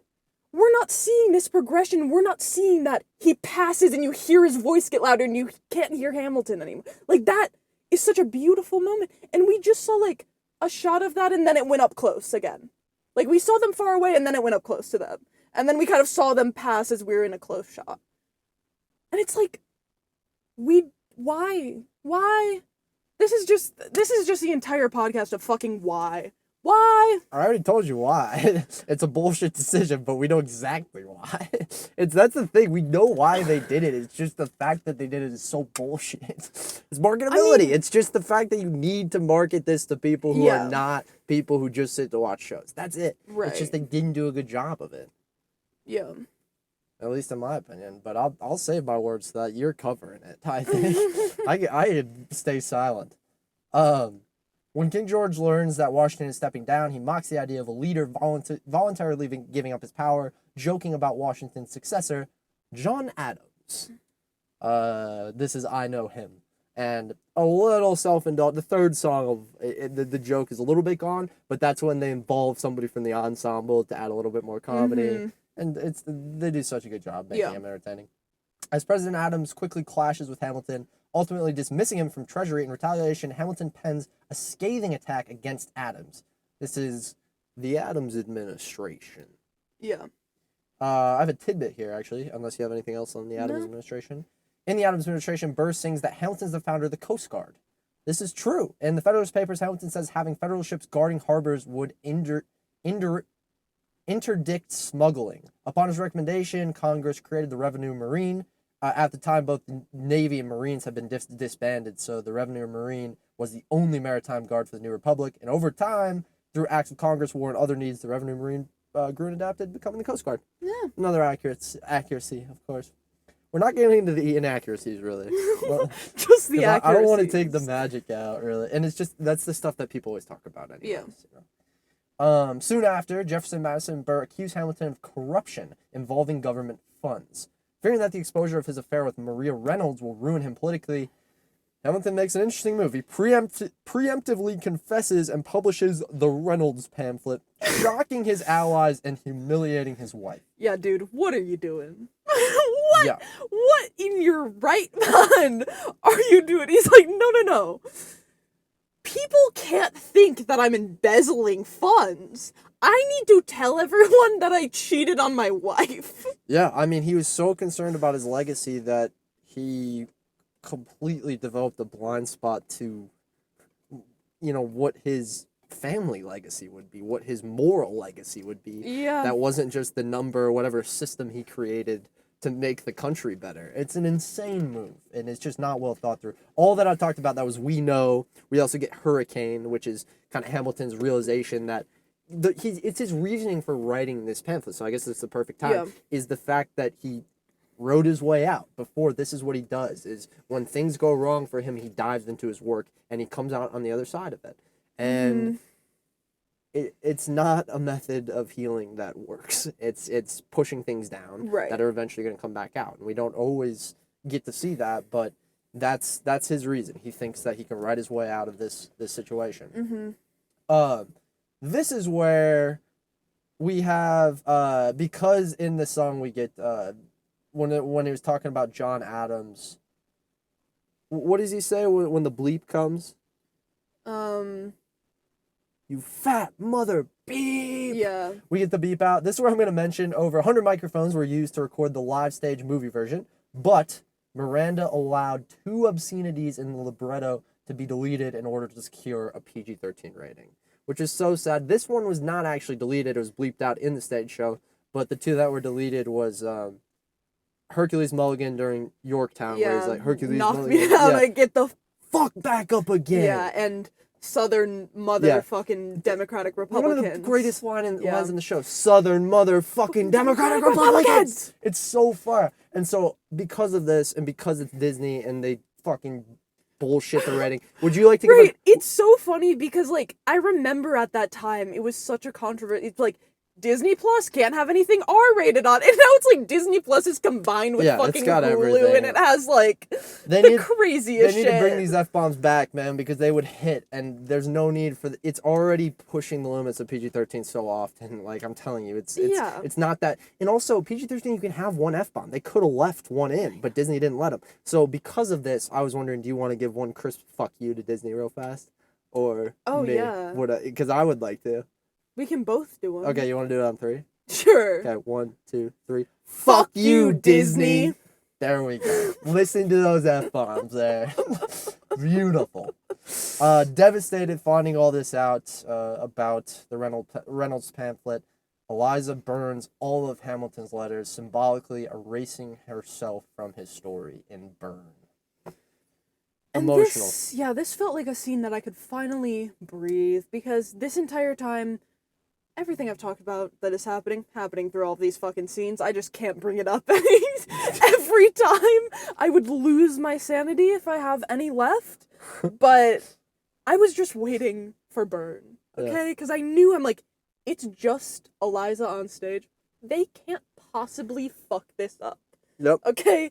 There is no way, and thank God they didn't. It was beautiful. It's just hearing like the live version versus the recorded version that we've heard so many times, like the breaking in her voice, the little bit of like raspiness when she's like saying all that shit at the end. Like it's just lighting the letter on fire. It's so moving. Yeah. It really is so moving and such a beautiful scene. Emotional. Definitely cried during that one. Yeah. It's Me too. Not a dry eye left in the house after that. Hamilton attempts to rebuild his relationship with his son Philip, but tragedy strikes when, during Blow Us All Away, Philip decides to get into a duel with Mr. George Eaker to defend his father's honor. George Eaker was talking shit. So following his father's advice to aim at the sky, Philip is...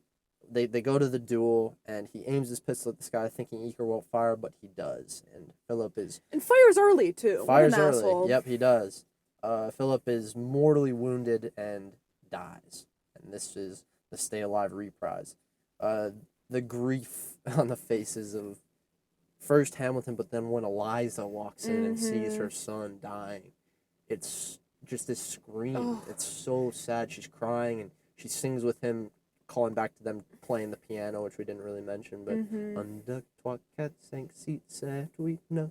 And by the time they hit set huit neuf the second time, Philip's not there to sing it along anymore. Yeah. Emotional moment. Apparently Anthony Ramos is laughing though. Yeah, no, completely laughing. But like that he can get away with it, because he's like, he's dying, he's doing like that, like, sorry, like that dying person breathing thing the where last it's like breath. like that type of shit. So like laughter could make a little bit of sense. Yep. It's like, gotta be hard for the other actors. Yeah. Sitting there just looking at Ramos cracking up, just being like, stop it. Get it together.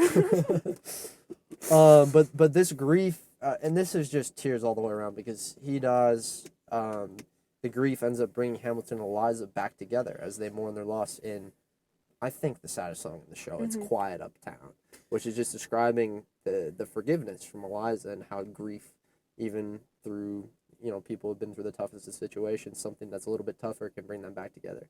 And Hamilton maybe doesn't deserve it, but it's a powerful moment for Eliza. Still, it feels absolutely. It doesn't feel. I don't know how it's even done to feel that way, but her decisions, it makes sense.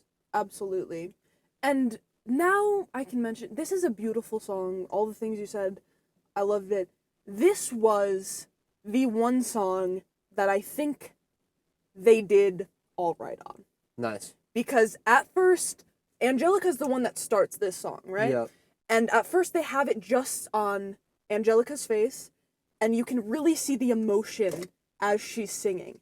And then they do the wide shot, and you're seeing everything. They did this in the perfect way. They proved they knew how to shoot it. Yeah, in just one fucking song. And thank God, because, if this, emotional, awful song, was that for me, it would have been over, okay? Yeah. But it's thank God, it was finally, they did it right. Yeah. It's they did enough of the wide shots and enough of the up closes so we could really feel that emotion. That's something you were saying when we were kind of discussing it, what's the trade-off? We're missing so much on stage, but we get to see more emotion from the actors. Yep. I think there can be a balance of that. Yeah. And in It's Quiet Uptown, they did that. Wow. Absolutely. I would say. Well said. I mean, I have some notes. It's not perfect, but it was finally okay, everything's gonna be fine, and I thought the rest of the show would go all right. Yeah. I have a little factoid here that's in the show. Hamilton's son dies before Hamilton endorses Jefferson over Burr for the 1800s election. In real life, Hamilton's son is killed in the duel in November of 1801, well after Jefferson had assumed presidency. So they moved around for story reasons.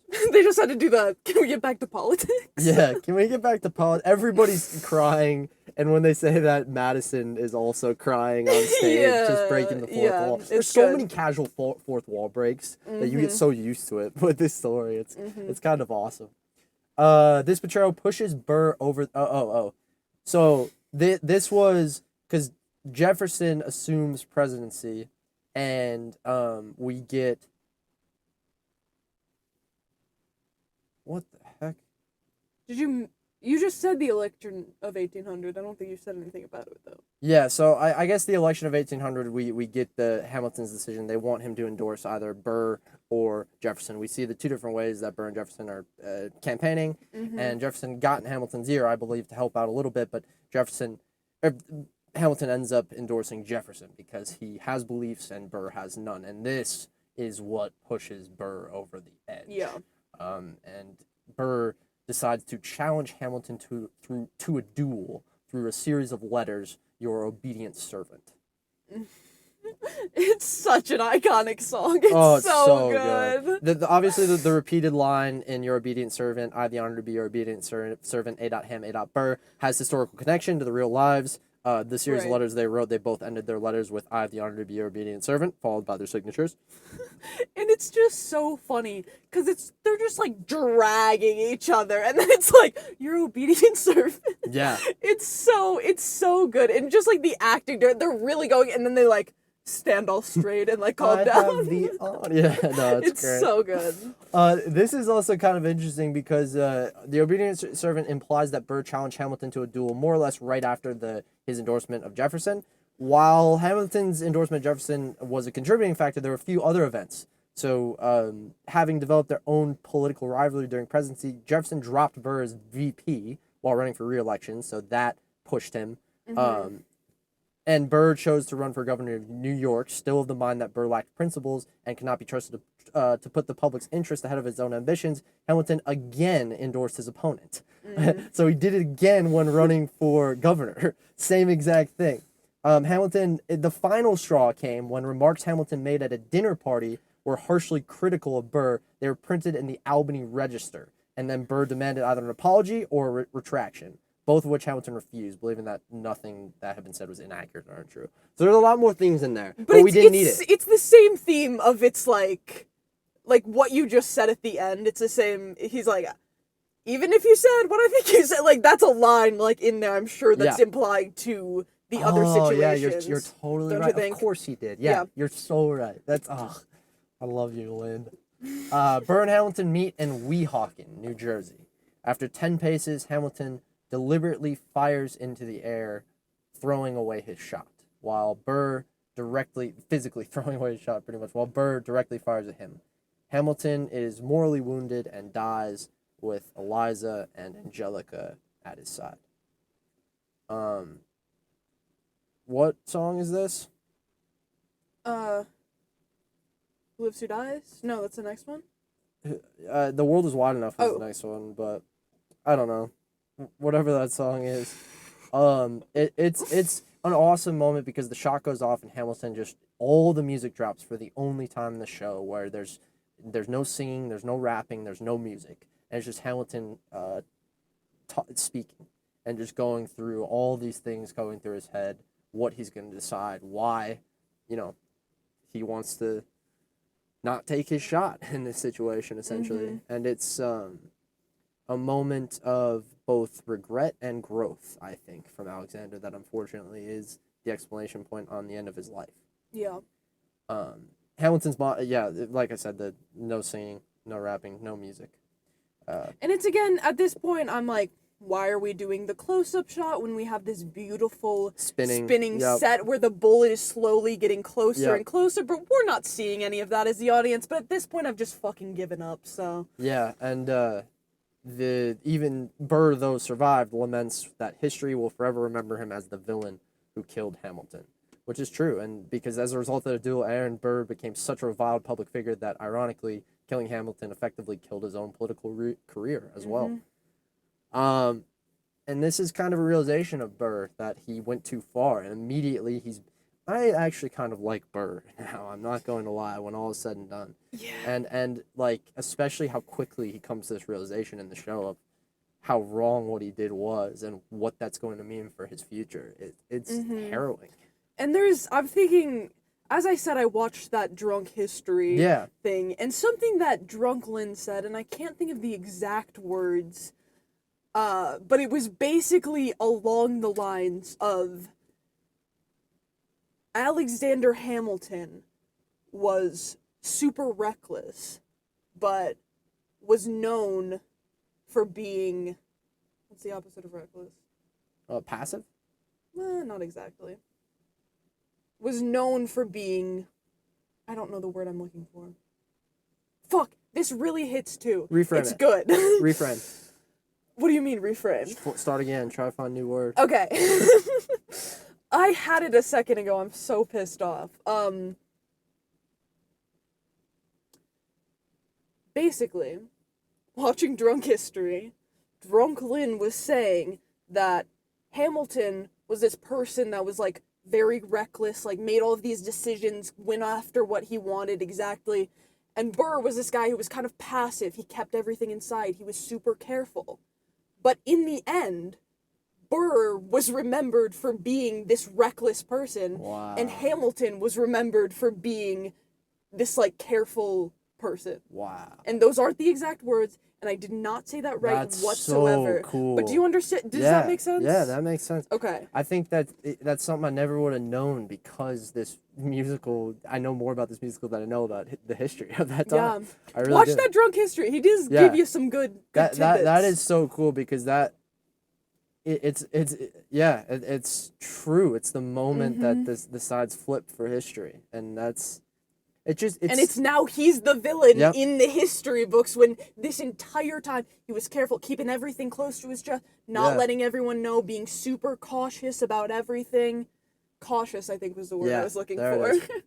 Yeah, no, that's a better opposite to reckless anyways. Yeah. But I think that for both of them there was a balance that neither of them were able to strike in their lives where you need to have both. Yes. And they fall into it at points, but don't commit to that philosophy enough to be half of Hamilton for Burr or vice versa for Hamilton. It's tough. But the musical closes with Eliza's perspective, showing how she preserved Hamilton's legacy through charity, education, and tireless historical work. so emotional. This ensemble reflects on the broader theme of the historical memory, who tells our stories, and how they endure. And it's so fucking meta. It's so fucking meta because we're watching people telling their story. These are historical figures who are not around anymore, and their stories getting told hundreds of years later in such a popular state. You know, it's amazing how, because the story continues, and Eliza, we get to learn what Eliza did. We get to learn who Hamilton was. We get to learn who Burr was. The beauty in all these people, the bad sides. It's so fucking meta. I love it. I love it. And there is, in this song, there's just like this one part that always gets me for some reason, and I don't understand, like, I don't really understand it fully. Yeah. But it's when she says, or when she sings, I raised funds in D.C. for the Washington Yeah. and Washington is like, she tells my story, and then she says, I speak out against slavery. Yeah. And he just kind of has like this like look and then like steps back. And it's so funny. That's so great. I wish I would have seen that. Yeah. Because he had slaves. That's, oh my, it's not funny that he had slaves, obviously, but that is such a good little nod. So funny. Oh, and it gets me every time. It's so hilarious. That's amazing. In this song, Eliza sings, "Oh, can I show you what I'm proudest of? I established the first private orphanage in New York City. I helped raise hundreds of children. I get to see them growing up in their eyes to see you." All this stuff. In 1806, a group of prominent female philanthropists who are members of New York City Society for Relief of Poor Widows and Small Children, including Isabella Graham, Joanna Bethune, and their friend Elizabeth Eliza Schuyler Hamilton, founded the Orphan Asylum Society in the city of New York, the first private orphanage in New York City. She also established the first school of Washington Heights, which is the setting of Washington Heights. In the Heights. In the Heights. How about that? How cool is that, Isn't though? that where Lynn lives? Or where he lived? I don't know. I honestly don't know. I picture him in Harlem because Alexander Hamilton, but I have no idea. And also at the end of Who Lives, Who Dies, or Tells Your Story, Eliza gives a heart-pounding gasp as if in shock or horror. What do you think that is? You know the moment I'm talking about, Yeah, right? That's like her... All of a sudden she That just does scared that. me. Yeah. It scares everybody in the audience, yeah. It seems like she's like seeing into the afterlife, like passing over is what I always take from it. Yeah, so one theory is, there's one theory that it represents Eliza dying and seeing the face of God. But there's another that it's Eliza seeing the audience happily shocked her husband's story has been told, which is a cool one. Man, I love that. It's a cool one. There's also a third theory that states when Hamilton walks out and brings Eliza to the front of the stage, the character is Lin-Manuel Miranda, showing Eliza the play about her husband he has created. So cool. Lynn both said those were wrong, you know. That's beautiful. Lynn literally said that was not it. I think, no matter what Lynn says, love you, boy, but I think that is 100% one of those moments that are completely up for interpretation. Yeah. You can take whatever you want from it. I love the idea of her seeing the story being told. That's my I love that, favorite. so, like, I'm gonna believe in that Yeah. now. I don't give a fuck if he intended that or not. Subjectivity Yeah. right there. Too bad, Lynn. And everyone lived happily ever after. Now our country's in the state it is. Yeah, no, everything is going great. Nothing is going wrong. Nope. Our country's doing great right now. Oh yeah, Hamilton's financial system holding up. But yeah, that's really it for the story. We're finally through it. A long story, obviously. A lot of the gems were in there, but we're already at the 2-hour mark, or probably like the 1:30 mark for you guys. But yeah. I'm sorry, I got another wave of nausea. Oh boy.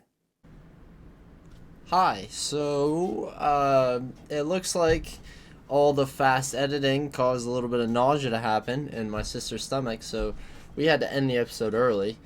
Luckily, we got through the story portion, so just leaves me to kind of go over everything that's left, probably a bit faster than you're used to, with not a ton of Mara's commentary besides her rating, so we'll edit that in there, and if she's got anything else, we'll edit it in kind of within my words. So start off here with characters. So I believe growing up, the characters in this were never like I guess I just looked at characters a little bit differently because I never really sunk my teeth into these characters, but there really is so much here to sink your teeth into.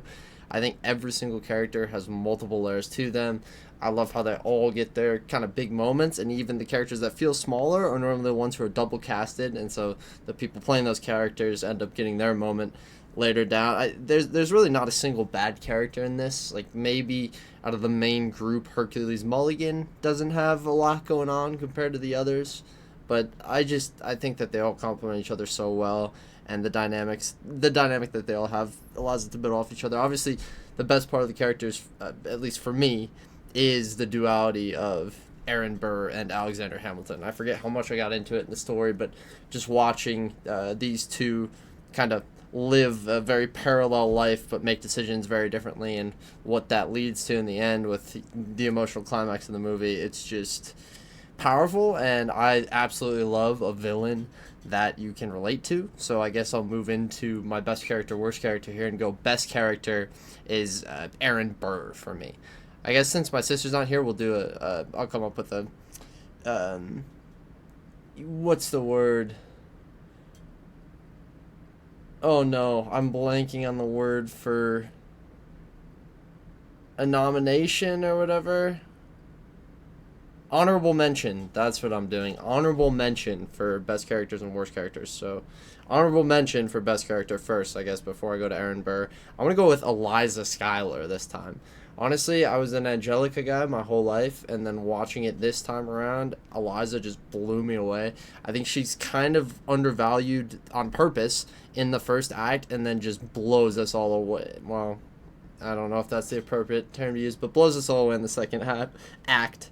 And then Aaron Burr, for me, is the best character. Again, I just love a villain that you can understand, and this guy is trying to live his life and has this Alexander Hamilton character just constantly, whether it's working next to him at a place or being on the same, side of the revolution fighting together, they were just always kind of standing with each other, and Alexander was always standing further out in front, so you can understand why I hated him so much, especially knowing that there was more behind the scenes that was causing Aaron Burr to not like Hamilton.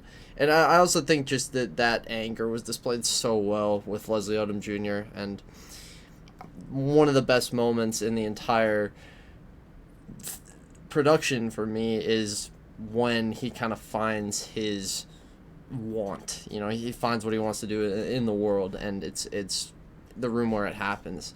And it's just so powerful watching him run around that stage, no matter how fast the cuts are, and just really find his voice for the first time and know what he wants to do. I think it's awesome seeing that arc and what it ends up manifesting as at the end, which is not necessarily positive.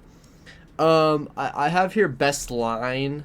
I think for best line, I'm going to go with the one that Disney cut, Southern motherfucking Democratic Republicans, because it just comes out so well. But, there's 1,000 best lines in this. Who lives, who dies, who tells your story, history has its eyes on you. I guess those are titles, but so many best lines that I don't even think I could choose one. It's really, every song has a best line. So with that, I guess we'll go for best song. This one is going to be difficult for me. As an honorable mention, I'm going to go with Nonstop, because that was always my favorite as a kid, and it's got everything to it. It's got the, layered verses at the end. It's a massive build-up. It's Alexander Hamilton finding himself. It's the very end of the first act. Crazy choreography going on. It's just, one of those songs that I think is slightly underrated. It's just not up there with the bests. But for my best song this time around, I think I'm going to go with Who Lives, Who Dies, Who Tells Your Story, the ending song. So I guess I took the end of the first act and the end of the second act. But that, I was just in tears all the way from It's Quiet Uptown, and it was a poignant end to this show. I just, there's no better way to end off the show, and you really, to be able to bring everything to a climax, a finishing point that could feel satisfying against everything else that's already happened, you needed something as powerful as that story of, you know, what happens after Hamilton's death and what he meant for the world. It's also just so meta because, you know, they're talking about telling the story as they're telling the story hundreds of years later in the theater. It's just beautiful. But then I guess we do have some more Gio's hidden gems real fast, so I might as well just kind of go really fast through the ones that we didn't include in the story. So we will do that real fast with Gio's hidden gems, the most expensive movie factoids. Filmed over the course of 3 days in June 2016. It started by filming a live Sunday matinee performance with cameras in the audience, after which the cast and crew spent the rest of the day and evening filming close-ups, dolly shots, and crane shots. Filming continued all day Monday with more close-ups and Steadicam footage. More filming took place Tuesday morning before shooting another live performance on Tuesday evening with cameras again in the audience but in different positions. So it was Lin-Manuel Miranda said it was basically a 3-day film shoot with the best rehearsed cast in the history of movies because we'd been doing this show for a year at that point. So you can imagine how much fun that probably was and how smooth it probably went. But it was a combination of then, you know, 3 or 4 different things there, or different, at least, times of footage.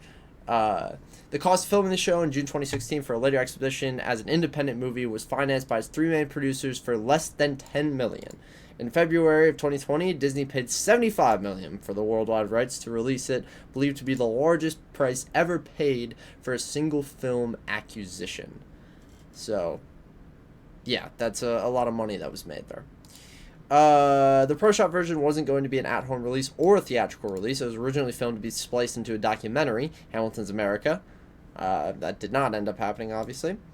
It was originally scheduled for a theatrical release on October 21st, 2021, but it was moved to Disney Plus exclusively on July 3rd, 2020, in light of consequences from, you guessed it, the COVID-19 pandemic. There were a couple other directors interested in directing an actual film adaptation of the musical rather than this pro shot that we got, one of which was Ryan Coogler, which I would just love to see. I think that he's one of these directors that really excites me to see what he's going to end up doing in the future with Sinners and with my favorite Marvel movie, Black Panther, too, both being done by him. So I think he would be a great candidate for that adaptation. This is the second live taping of a Broadway musical that Disney has released following Mara. Can you guess it?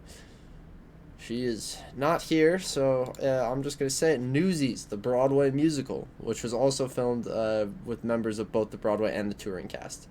So, Thomas Kail, who is a name that we don't mention enough. I don't think anybody talking about Hamilton mentions enough. He's really Lynn's right-hand man. Thomas spent 3 years putting all the shot material from 3 performances together. Now, am I thinking of the wrong person? Because I thought Thomas Kail was that. No, he is that guy. Okay, so Thomas Kail put a lot of shot material together. So Mara's gonna have to go blame him, which I don't think that's very smart because I'm pretty sure he had a very large part in creating the show. So also, I guess I have one more tiny little thing. I don't even know if I meant to put it in, but there are 46 numbers in the show. So, that's pretty interesting. But that's it for Gio's Hidden Gems. All currencies are available. And I believe... I was kind of waiting for my sister to take over there. Continue reminding myself that she's not here. We have negative quality and positive quality. Oof. So, I'm not going to go honorable mention for the negative. I also don't know if I ever did worst character. I've kind of been avoiding these. So we're going to double back real fast and go... Actually, let's do the best of first. So we'll do positive quality and positive scene before doubling back to worst scene, worst quality, and then worst character, which is going to be really difficult. But positive quality for me, I'm going to go with the music. I'm going to take the easiest one, right? Honorable mention for... I'm sorry, Mar, but what they did with the pro shot, I think the editing, like, it needs to be mentioned that there was so much effort that went into it, and I think that I was able to enjoy a lot of the aspects that they wanted me to enjoy within that, so that's going to be my honorable mention. But obviously the music, you're packing so many lyrics into every song. You don't think about how a normal Broadway show probably has, 2-3 times less lyrics than this. And to hear that much and be able to actually take it all in, it is so impressive that you can make that into a narrative, and a narrative that has this much of a hold on, the general public, or at least myself. Best scene. This, we already did best song, so maybe just my best kind of visual. I'm gonna go with the girl who plays the bullet, who just keeps coming out. I don't even know if that's, but she plays the bullet a couple times and just guns at points, I think. But I don't know. She does an awesome job. Has some very difficult movement where I don't know how she's timing her steps, and it's just, yeah, she's just really, really impressive. And then, what is it now? Worst we have to go to. I hate to say. So, worst character, we're doubling all the way back. Oh, man. I'll go with Samuel Seabury, I guess. You gotta get him out. Even though I actually love him, I love his song. He's a Brit, and he sucks. So, there you go. Honorable mention then for King George if I'm going down the Brits suck route on this one. But negative quality. I guess since I didn't actually use it for the positive, I'll go with the editing. I know my sister would, so I probably have to say that. I think that for a certain type of viewer, it's just so distracting if you do really want to watch everything going on, or you just want to keep your eyes on one thing, kind of see how that develops. It's not the show for you. And then worst scene, worst kind of visual thing, I guess. I don't know if there are very bad visuals in this. Maybe I'll just go with how kind of sexual the Say No to This song was, because it's close up now. When you're far away, it's just not that bad. It's like, all right, yeah, she's giving him a nice lap dance, but when you're close up, it's like, oh yeah, she's giving him a lap dance and a real good time as well. So it's just, yeah, I guess I'll have to go with that, even though it's not really that bad. But on to the next here. We're kind of moving through it, I believe, at a good pace, right, Gio? Yeah, okay, I'm doing good. Optional uses. Could this be a ride at the FOF amusement park? Could this be an amusement park ride? I would say 100%. I think it would have to be not roller coaster type, though. I think it would be historical. And you're just going through the... Oh, that would actually be kind of sick if you're going through the historical scenes, but you get the music from the Broadway musical.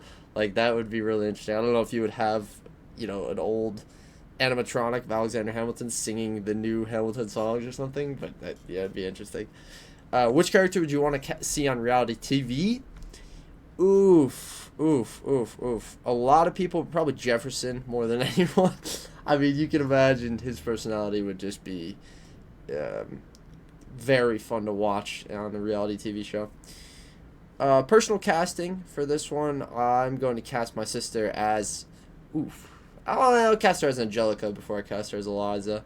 I think she's got the Angelica sass more so than the Eliza kind of shyness, or not shyness, but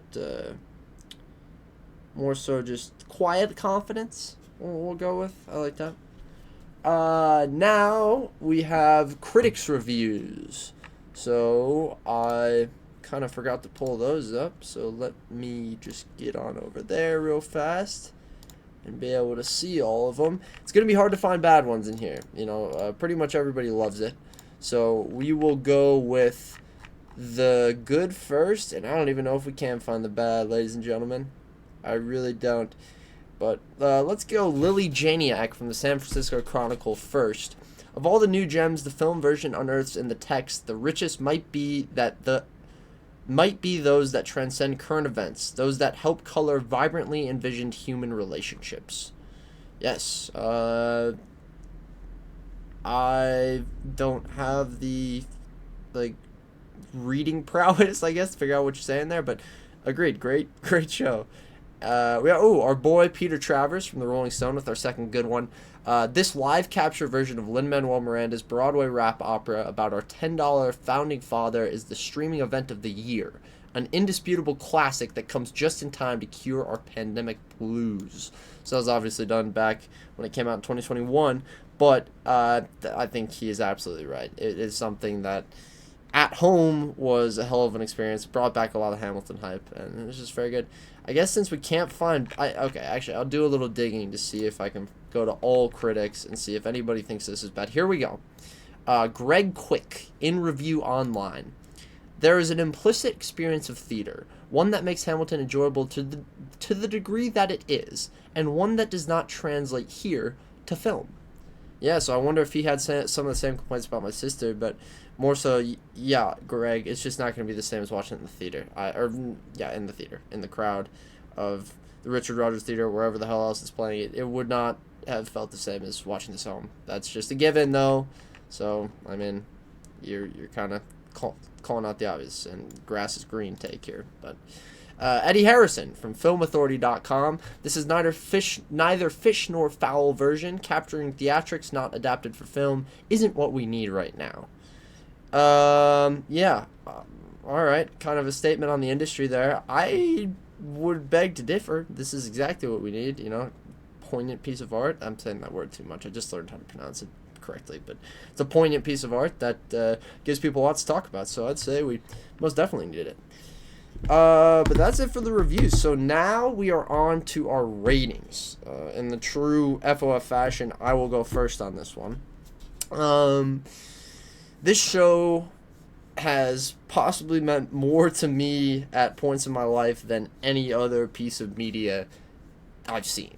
I mean, it has been a soundtrack to my life for many years, and I constantly obsess over it in small kind of phases, because every time I go back and listen or watch or whatever it is, I see something new, I hear something new. It's a completely different experience every single time. Getting to sit down and discuss this movie after getting out of the theaters, I just am already romanticizing what it was like to be in the theater watching that. Being there with the crowd, getting to enjoy the experience, getting to watch this piece of art that I've heard thousands of times, I've seen multiple times, and still it being able to hit me emotionally on a level unlike anything else. It's something that only Hamilton could do, only Lin-Manuel Miranda could do, and I am so grateful that I'm able to exist when a piece of art like this is out there. It is dense, historical, emotional. It has every type of, you know, facet of emotion and I'm not able to find enough words for it. I think this really just does leave me quite flabbergasted. You know, there's not good enough words in the English language to be able to describe what this film means to me. And for that reason, I am going to place it at... Before I get there, let me quickly say why I'm not going... okay, I'll just say it. I'm going to place it at a 4.9. This is on the normal scale, so I think we'll look back on this rating differently, but I'm going with a 4.9. The only bad is the fact that it is not... You're not there to see it live. That is always missed. There's small little things like the editing, the aspects of something that I didn't really bring up, but the fact that when you're watching live theater, you're constantly going, oh my god, I can't believe, like, they're not fucking up. Like, every second, yeah, I can't believe they're not fucking up. But in this, you know they're not going to fuck up. You know, it's a normal film. So that's what can't push it to that 5 spot. But this is it, man. I mean, this is possibly the greatest piece of art in the modern day. And, yeah, I am happy to be a part of it in a small way. But... well, yeah, Mara, now we actually can cut to you to see what you think. Okay. This is such a hard movie to do a rating for, because as a musical itself, for me, Hamilton is a 5-star musical. But we're watching it, and the way it was filmed obviously makes me very angry, and I don't agree with it. So it really comes down to how much the way it was filmed and kind of the whole cinematography, I guess, of what they did for the film affected my viewing experience, you could say. So, and as you could probably tell throughout this episode, it upset me a lot and ruined it for me a lot. So ultimately, I have to put my rating at a 2.9, which hurts me so much because it's like Hamilton, and I love Hamilton so much, but ultimately, like, the way it was filmed ruined the experience for me. I talked about it throughout the episode. Like, I walked out of the theater feeling angry, and I should not feel that way. So, yeah, 2.9 for me. Oh, wow. Surprising rating there. Holy moly. I haven't heard it yet, so I don't know. I'm going to drop the act, I guess. Yeah, I haven't heard it yet, so I kind of put that in there after I'm talking right now. But it is a crazy rating. I assume it's not as high as mine, at least. Just a couple more questions here, which is, would you see it in theaters, streaming, or not at all? I would say all three on this. Go get into theaters to see it. If you don't, then just see it on streaming. That's fine. But I'm telling you, something about the audience there is a very big difference for this movie. We had a cool experience of kind of just not full-blown clapping, but certain people showing emotion. And that is something that you're not going to get in your house, you know, unless you're getting a big group of friends over. That's a possibility, I guess. The only thing that is left to announce is what I'm searching up right now. I'm sure you can hear my keyboard click-clacking, is our next movie. So on the docket for this next 2-week span, we are going to have an exciting one. This is a movie about a washed-up revolutionary, so we're not going too far from our revolution roots, in a state of stone paranoia, surviving off the grid with his spirited and self-reliant daughter, Willa. When he has an evil nemesis who resurfaces and his daughter goes missing, you know it's going to be action. You know it's going to be well acted because it's our boy, Leonardo DiCaprio. You know it's going to be a good film. Hopefully, it's Paul Thomas Anderson. It's one battle after another.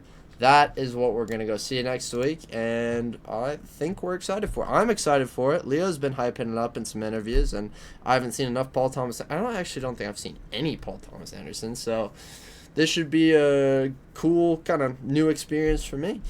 But, yeah, I think with all that said, we should be good to go. I'm probably missing something. I'm not normally the one hosting. So, in our weird state of affairs today, and with that, I'm Gio, and that was Mara.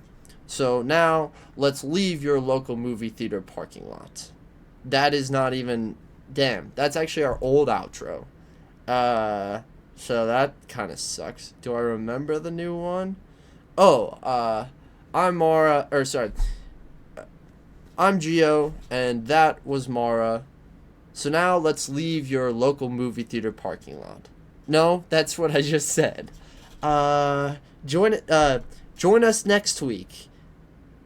Join us next time, just after opening weekend, because waiting to talk about movies, I got it, is clearly not our thing.